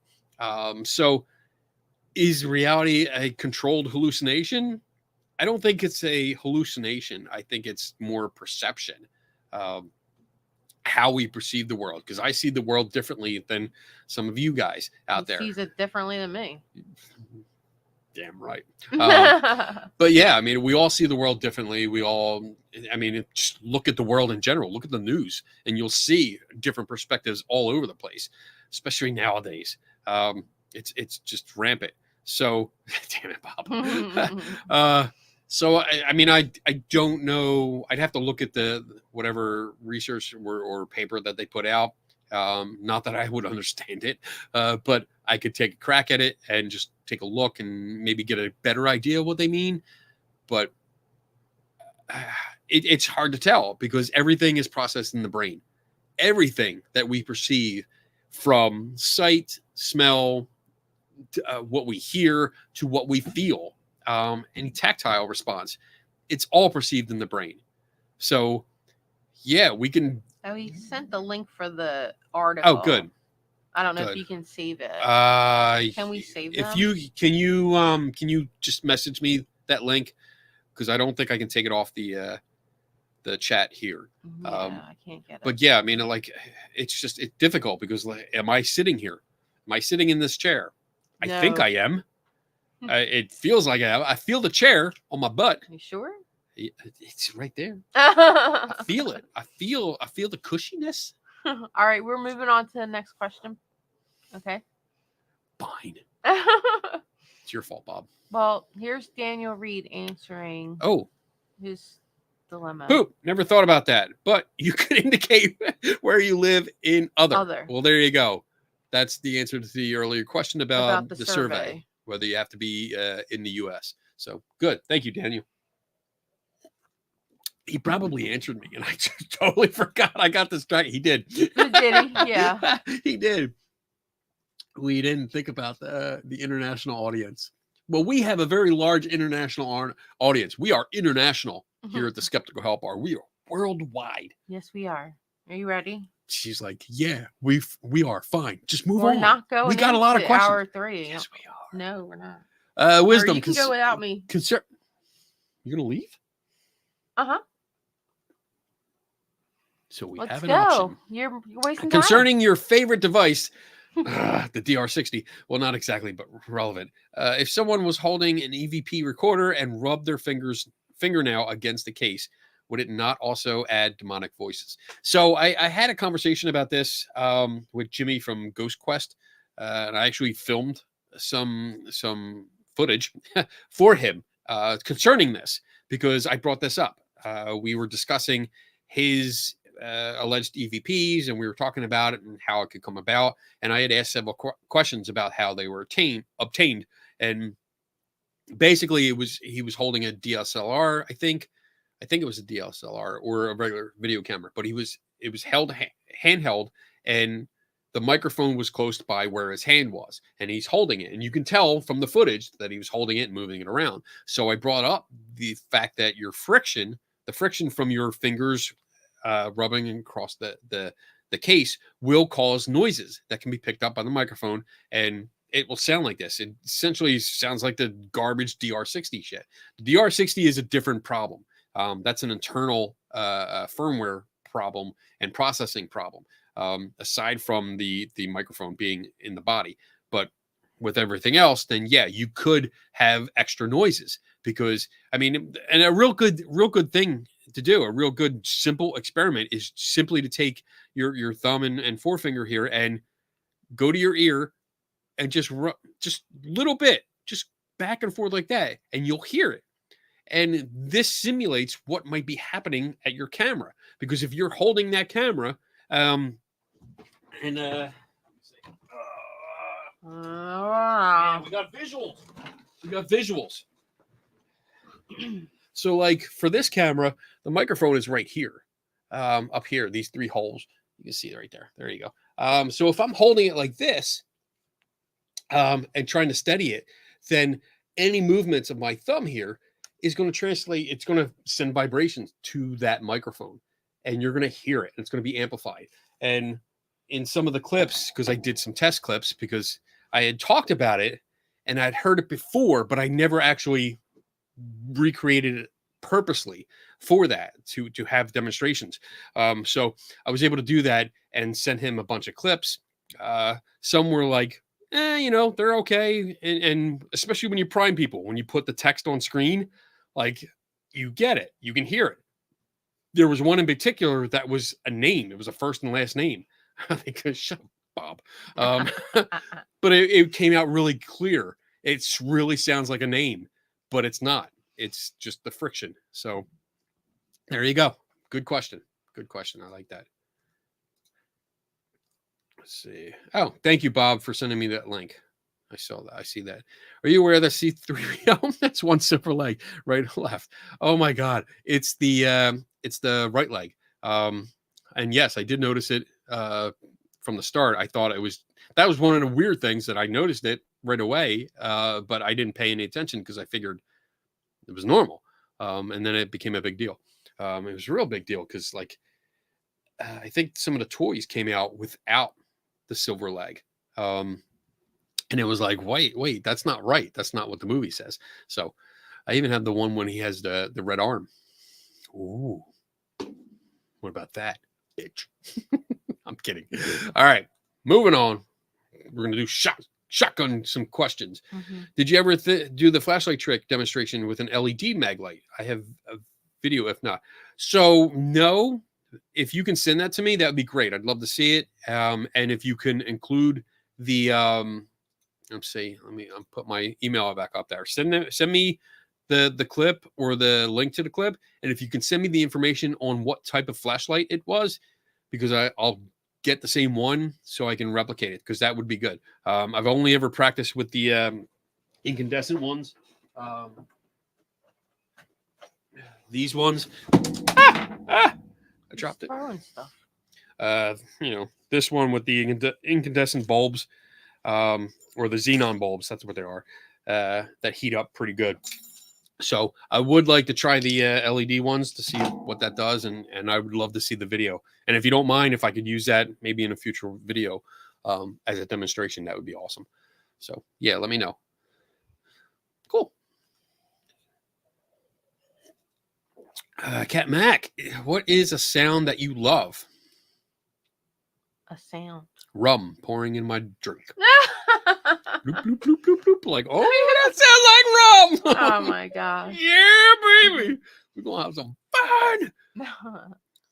Yeah, that's the sound that I like, that I love. I like the sound of the ocean. Calms the soul. I don't know. I mean, I like music. Like certain music gets me going. Yeah, but I guess sound. that's sound. Yeah, but it's a lot of different sounds. But is like, there, you like- narrow it down? I mean, I like the sound of the cap on my bottle cracking. Oh yeah, that means fresh bottle, good times ahead. Phillies are killing it tonight. All right, Thanks, Bob. that's it. I really don't have a sound that I listen for.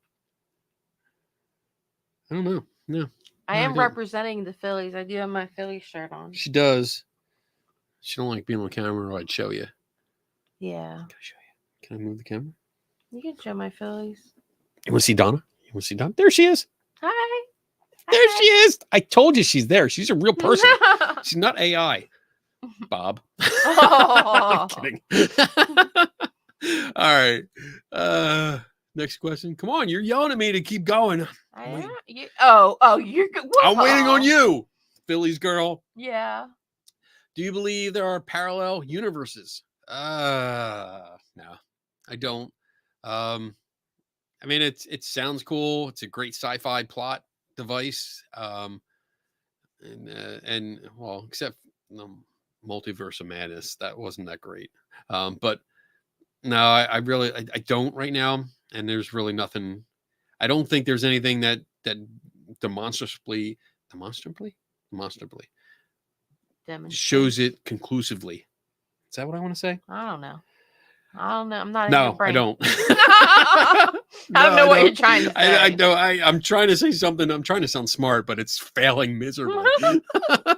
So live on the air too. I love when that happens. That makes it so much more special that I can share it with all of you.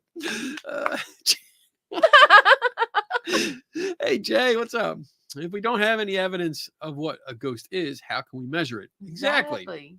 That's a point. That's a good point. I mean, you can measure stuff. So there's lots of things, like when you can speculate, when you have a hypothesis and you're speculating what something might be made of, or the effects of something, like a black hole, or dark energy, stuff like this, where we can look out into the universe and say, all right, we see the effect of something, but the something that's causing it we can't see, but we see the effect of it. So something has to be there, so we can start testing and looking for other clues. When it comes to ghosts, we have no idea. No idea. Moving on. It's lawn darts. People are throwing shit up in the air, and even if it doesn't stick in the circle, people will still use it. Because it lights and noises. I think that's the only thing, and belief. So, all right, I'm being moved on because we're getting at the end here. Michael says, I have tried using the Simon Says at a graveyard and it didn't go off, but that doesn't mean it could. Question: have you tried it yet?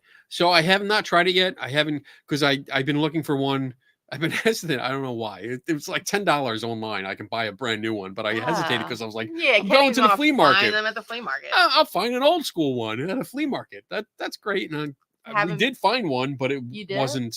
The guy wanted $10 for it, and it was like there was no cover on the battery compartment and stuff. You can get a new one for I'm just gonna end up ordering a new one, so I can go out, especially because I have something coming up. Oh, we could do a K&D adventure soon. So yeah, I want to be able to try it. But those are novelty things, to be honest. I mean, it's good to try new things because I do hear that a lot, and I do agree. But there is a point. So like I would try it a few times and then I would abandon it because I'm not going to keep doing the same thing over and over again if I don't get results the first like 4 or 5 times. I mean, it's like a shot in the dark. So I don't want to spend too much time on it, where there's maybe other experiments to do or something that seems promising and I want to look into it more. So, but I'm still going to try it. Definitely still going to try it. All right. Dun, dun, dun, dun, dun, dun. Tim Bingus still in the house. He's still awake. What? Well, he was at 9:30. All right. What happened between Obi-Wan Kenobi and Episode 4 to age Obi-Wan so much? Have you seen the desert he lives in? Dude, that's rough. It's rough. And I would also say, hey, maybe because we're on a different planet, things we don't take into account in the Star Wars universe, different planets, different cycles. Yeah, they age differently. Different orbits. You know, a year is not a year universally.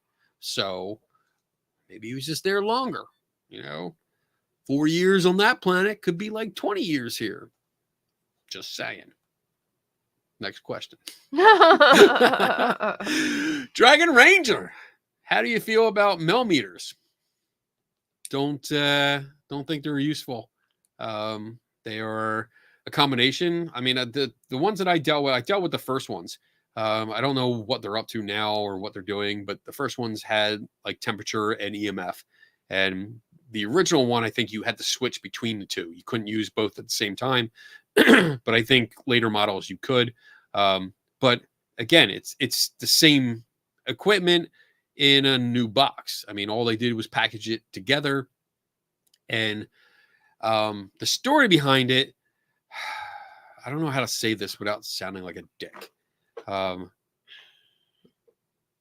think when it comes to, is equipment legitimate in like the testing environment that we're going to use it for, I think we should base it on the equipment itself, not the backstory that comes with it, because I don't think it's relevant.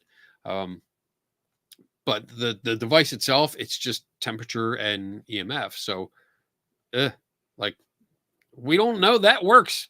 We don't. That's tribal knowledge. There's no evidence that works or that does what they say it does. So it's basically like just doing the same shit over and over and over and over and over and over again. Okay, we get it.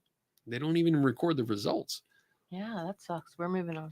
Oh my goodness. She's trying desperately to get it. I'm telling you, she's probably going to leave. I think we're coming down to the wire. She's going to leave. So it's okay. I think we're going to go in hour 3. No. I don't know. Because we only I have don't a even know few if more. I see. Do I even see? I only see 3 questions. That's all we have left. Weird. Oh, really? Oh, okay. Well, I don't know if you're seeing the right ones though, because you. I got. Do magnets affect the K2 meter? Let's find out. I have magnets somewhere. Oh, there they are. So, got a K2 meter. Does it work? It works. And I have a box of magnets because it says so. But I'll show you. There are magnets in there, a bunch of magnets. So let's see if it works. Let's turn it on.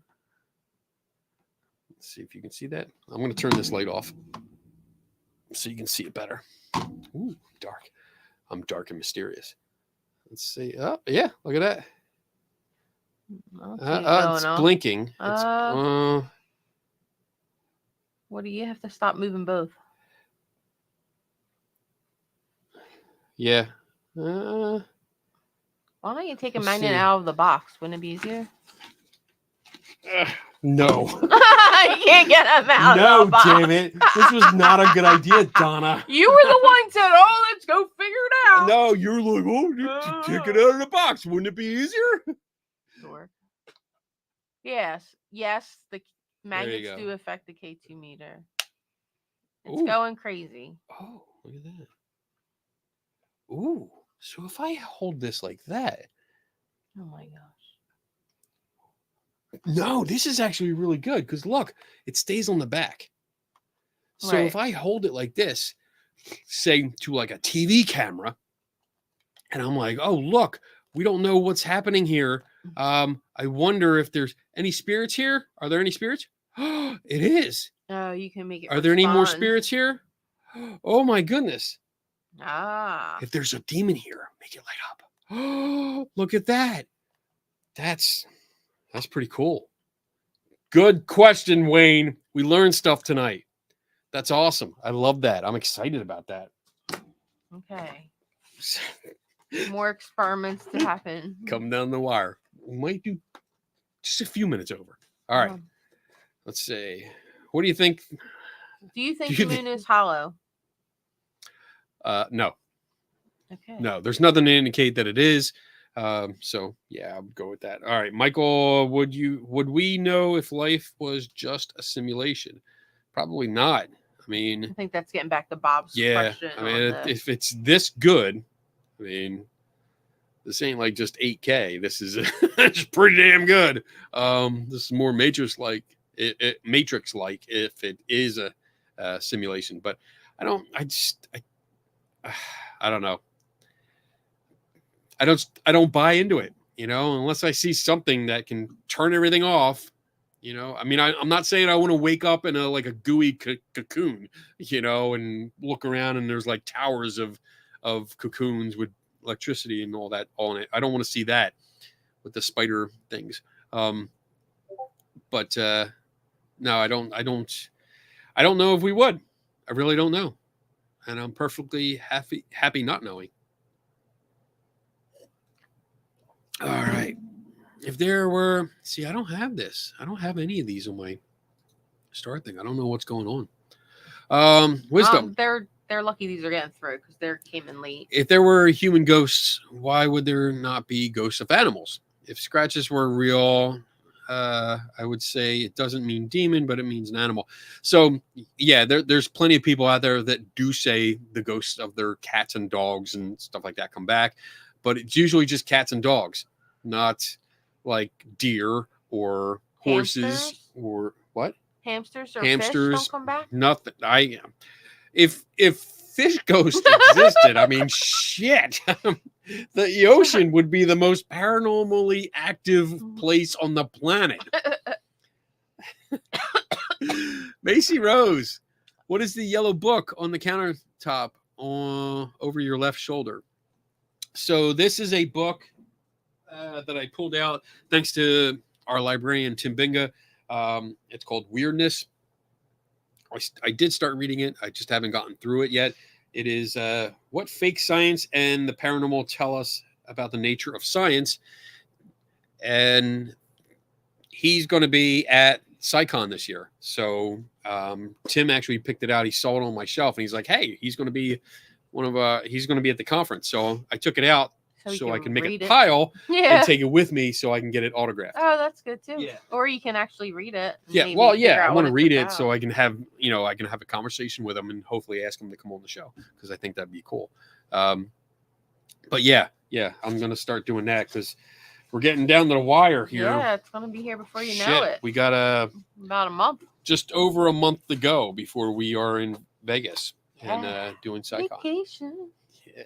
Working. It'd be awesome. A working vacation. Yeah. But still away from home. It's still going to be fun. I mean, we're work during the day and at night we get them big ass slushies and get fucked up. so that we drag We are into the work. party people out Oh there in my Vegas. goodness, it's so good. You get Like, the yard of a slushie. That's like, and they're like, oh, for $1 you can get an extra shot. I'm like, yeah. Oh, we used to go on the big roller coaster with an open bar for half an hour. Oh my god, That was the I'm night. never doing that again. It's so we much went on, fun. not I the would roller do it again. coaster, but the Not the roller Ferris coaster. wheel. I'm sorry, the big Ferris wheel. We went on the Ferris wheel there. What is that called? That's the sky. I don't know what they sky call thing. it. The big Ferris wheel. Ferris wheel? Yeah. Yeah, it's And the big Ferris wheel. It was your idea. It was. It was a midnight thing. Because right? Penny was like, "Oh, I'm gonna go first." And I I wanna said, "Well, they go. have an open bar." And then I changed my mind. At first, I was like, "Fuck that! I'm not going on a Ferris wheel. I can see everything. We did a Right, helicopter right. ride. I saw everything from the sky." And she's like, "Well, it's an open bar." Oh, really? What time did we get here? When do I I'm get here? in. Can I wait? I'm in. Can I wait now? So yeah, we went, and it was an hour, right? It was an hour, but the open bar was for the first half hour. Yeah. So I remember the first 10 minutes. I know. We made friends. Because I was So like, fast. I had a cup half the size of this, and I went up. The first thing I said was, "Can I get a rum and coke without the coke?" And they're like, "Yeah." And he Sure. poured me a tall glass of just rum, and I was like, and that was it, man. I don't remember much after that night. No. it Only was- the pictures, I was which are no longer in existence. I Tell the was story. well enough to get us back to the hotel. I don't remember getting back to the hotel. I don't remember. We met Brian Dunning in the Yes, in the the street lobby. airways. Oh, right before street- we got into the yeah. lobby area. and I had no recollection of that at all. We met a whole bunch of people. We made best friends for Oh life God. that yeah. we've never seen again. But No. they were it was great. Oh my goodness, I don't remember the ride. I remember No, looking out, going, well- "Look at the city! It's so big." And that was it. I was done. I was done. It was fun. We should do it again this year. We got Bob. Damn it, Bob's in the house. He's in the Bob's queue. house. Should we bring him on? Sure. All right. Bring him on. What's up, Bob? I can do it too. Well, That's all I wanted. No, you can't. Oh, he Bitch, brought you back. My fucking show. That's all I wanted. That's all you want. All right. Good to see You've you, been buddy. riding me all night, so That's all right. I love you. I love you too, man. Nothing but love. It's love. you'll have a shirt coming your way soon. Ooh, Oh, sweet. As soon as it's Cool. finished being made. Okay. Oh, now I'm really intrigued. Exciting. Yeah. All right, buddy. Take it Bye. easy. Oh my goodness, that's Yeah, funny. one more question. One more question. Michael says, "Can you give me advice on co-hosting? I may be co-hosting with Central Mass Paranormal in the near future." Co-hosting. Practice. Get a decent microphone. And don't. This is going to be hard, but don't be nervous. Just talk. Depends on if you're co-hosting a podcast, which is audio only, or if you're doing a live stream like this. If you're doing a live stream, like I'm very comfortable in front of the camera, obviously, mostly because I drink. But other than that, no, I'm so used to being in front of the camera, doing videos and doing lectures and stuff like that. I'm just very comfortable, and I know at first it's weird because I used to look, instead of looking where I am now, which is in the camera, I would look down at myself. And it would freak me out because I would notice like certain things or get distracted. And I usually try to look directly in the camera now. So if that's what you're doing, look directly into the camera. Don't look at yourself. But just don't. I just hate looking at myself. Don't look at yourself. I hate it. But I do it for you guys. Yeah. Love you guys. That's why I do it all the time. But just relax and also realize that the first dozen or 24 episodes you're gonna suck.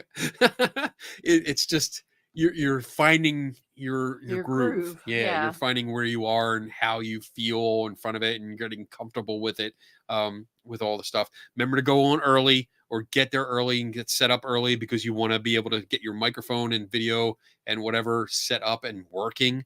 That's one of the things when I have guests. I try to get guests on like 15 minutes before the show starts, so we can make sure that everything works. And if it doesn't, fix it. Try to figure out what's going on. And then don't worry about doing everything all at once. All these, like, even the fancy little like open mic night banners and stuff. I didn't have all this when I started. I had one. I didn't even have this banner. I think I just came on, but this grows. You get ideas. You start doing new things and having fun with it as you grow. So don't worry about it. Have fun with it. That's the most important thing. Have fun with it, and I think you'll do fine. So Yeah. Is that it? Are we good? We caught up? Yeah, Because I still have 3 on here. Why is this is weird? I don't know. Oh, that was already asked. That was already asked. So yeah, mine are just mine are old. So I don't have know any. what you're It's doing. weird. I don't know. My StreamYard is broken. Kat wants to hear the song. Can we play the song before we go? Yeah, we can play it. If you want to play it. She All said right. she's been singing it all week in her I'm going head. to play it just to play it, and then I'm going to come back on and do my announcements, and we're going to get out of here. Okay. All right. So that I think that's fair. All right. So I got to find it. There it is. Here we go. In the skeptical helper, there's a guiding star, keeping checks in line. She's the queen of the bar, with a wink and a smile. She keeps things flowing. Divine Donna's on the scene to keep you from trolling. Divine Donna, watch her keep the show on track. Moderates with flair, she's got your back. With her love, Kenny Biddle every Friday night. In the skeptical help bar, she's a delight. Start your questions with a capital Q, so Donna can pose them for you. Follow the Swayze rule and be nice, or she'll kick you out for life. Divine Donna, watch her keep the show on track. Moderates with flair, she's got your back. With her love, Kenny Biddle every Friday night. In the skeptical help bar, she's a delight. Rarely says a word, unlike her hubby. Doesn't let the show run into hour 3. She may be quiet, but she reads all the chats. So say hi, or thanks, she deserves that. Divine Donna, watch her keep the show on track. Moderates with flair, she's got your back. With her love, Kenny Biddle every Friday night. In the skeptical help bar, she's a delight.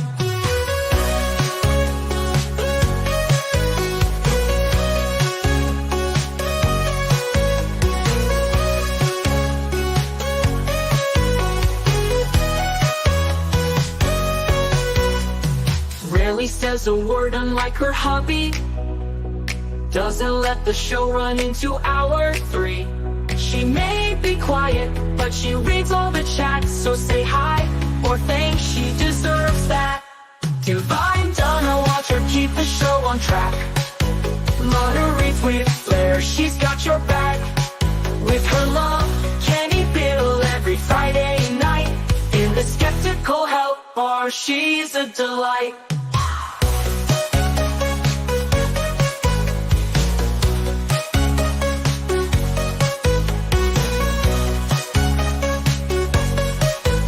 In the skeptical help bar, she's a delight. All right, we are back just to do announcements. Get out of here. So let's see. Quick announcement. Well, actually, the first announcement I want to do is that on October 4th, I will be in Indiana, Pennsylvania. There's a friend of mine that I know from a different group, a Facebook group, that's doing an event called Speaking of Ghosts. And it's a Victorian salon. I don't know what that means, but it says spend a few hours discussing ghosts thoughtfully. and it's moderated by an experienced paranormal investigator held in a Victorian mansion that may or may not be haunted. It's October 4th at 6 p.m. It is the Silas Clark House. So if you're interested, if you're in the area, I don't know if anyone is, I'll be there for that because I heard that there's going to be table tipping going on, not like trying to convince people that it's real, but showing people how it's done, which is fun for me. I think it's awesome. And so I'll be there if you're in the area. There's limited seating. So if you're in the area and you want to come out, contact them. Indiana, Pennsylvania. It is the, what is it? Oh, crap. Where is it? He lost it. It's yeah, just east of Pittsburgh. But I posted the actually I'll share. Let me share the screen real quick, just to show you guys what I'm talking about, and you can take a screenshot of the screen if you want to. So that's it. That's where I'm going, and again, it's in Indiana, Pennsylvania. And it's something that popped up real quick. It was kind of like a conversation and like, hey, you know, I can come out there and see what's going on. So hopefully you took a screenshot if you're interested, and we'll go from there. The other thing I want to talk about is, oh my goodness, I had things I wanted to. The Phillies won 12-2. I had like announcements and I thought I wrote them down, but I guess I didn't. Obviously you didn't. Maybe you wrote them in your head. Maybe I wrote them in a different book. Yeah, maybe I did. have. I did. Oh, wait, there's another book. Because I have my regular show book and I have my notebook that I do gosh. like a lot of stuff, a lot of my investigations in. So I can't show you what's in there because there's a lot of private stuff. Not private, but anyway. I was in a Forbes article. I was interviewed by a Forbes magazine about spellcraft or witchcraft spells on Etsy being sold. So it's really cool. It's on my Facebook page. I think I didn't put it on YouTube yet, but I'm going to share it in the YouTube community so you can see that. It's behind a paywall, but I found an archived version of it so you can read it. So I will share that, but I'm going to do it privately because I don't want. These authors, you know, they work for a living, so I don't want to undermine them. But yeah. I know a lot of people are not going to be able to see it, right? So I'm going to share it. But with that said, the next events coming up are real quick. September. Melanie Teresa King is coming here. I don't know. Next week she might be here in time for the show. We're hoping. We're hoping, but I know she has some workshops in the Pittsburgh area of Pennsylvania, and then she's heading up here. So if she gets here in time, she will be here. But we might actually do the show, and if they show up, I'm sure she'll run over and she'll be here. So hopefully Melanie Teresa King will be here next week. And then SciCon is coming October 24th to 27th in Las Vegas, Nevada. It is our big science conference. If you're interested, it's an awesome time.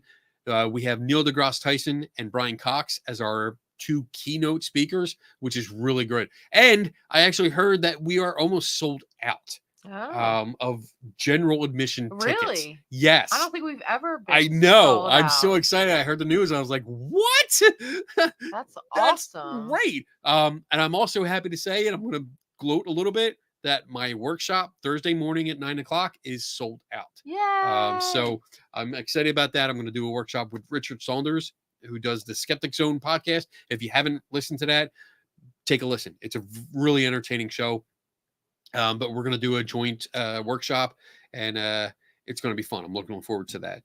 And then the last thing I want to say is that November 2nd and 3rd, we will be in Woodbridge, New Jersey for the Para Unity Conference. It's a conference that's always been good to both of us. That Donna will set up her crafting booth, and I usually get a lot of traffic coming to my booth asking questions, and it's going to be fun. So if you're in that area, come on out. Other than that, we are done for the night. Woohoo! And Donna can get home 2:14. Hey, look at that. Nice. All right. So with that said, everyone have a great weekend. We will have a show next week. I don't know if it's going to be open mic night or if we're going to have a guest. Hopefully, Melanie. Thank you, Kat Mack. Thank you so much. October 2nd is 3TS, Three Tortured Souls. We're going to do a show. We have a guest coming on. It is a gentleman that has written a book. This book. And we're going to have him on because we're going to talk about it. We're going to talk about this and the reasoning behind it. Just for full disclaimer, like, I don't like this book, so I don't recommend buying it. And when we do talk to him, we're going to have a serious conversation about, like, I have a lot of questions about what's going on in here.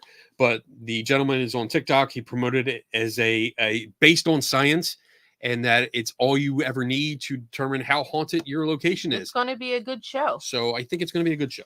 It's going to be interesting. Hey, Side Eye Guy's here.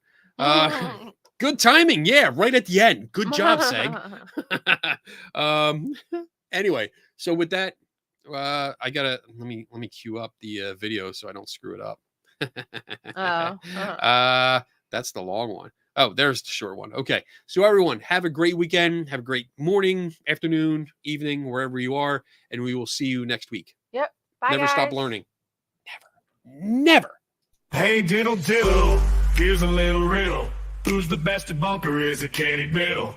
Oh, he's good, not just a little. Not at the bottom or even the middle. Strike a chord like a fiddle. Tasting the rainbow like a skittle. That's fragile and brittle. You can watch him take a problem and start to riddle the problem away. He does not play. He takes his job so seriously. He loves a challenge and won't turn you away. He's such a skeptic, he keeps those believers exposing the fake. It wouldn't take him long to find a needle in hay. Use a magnet, damn it. Now take a drink of Kenny's specialty.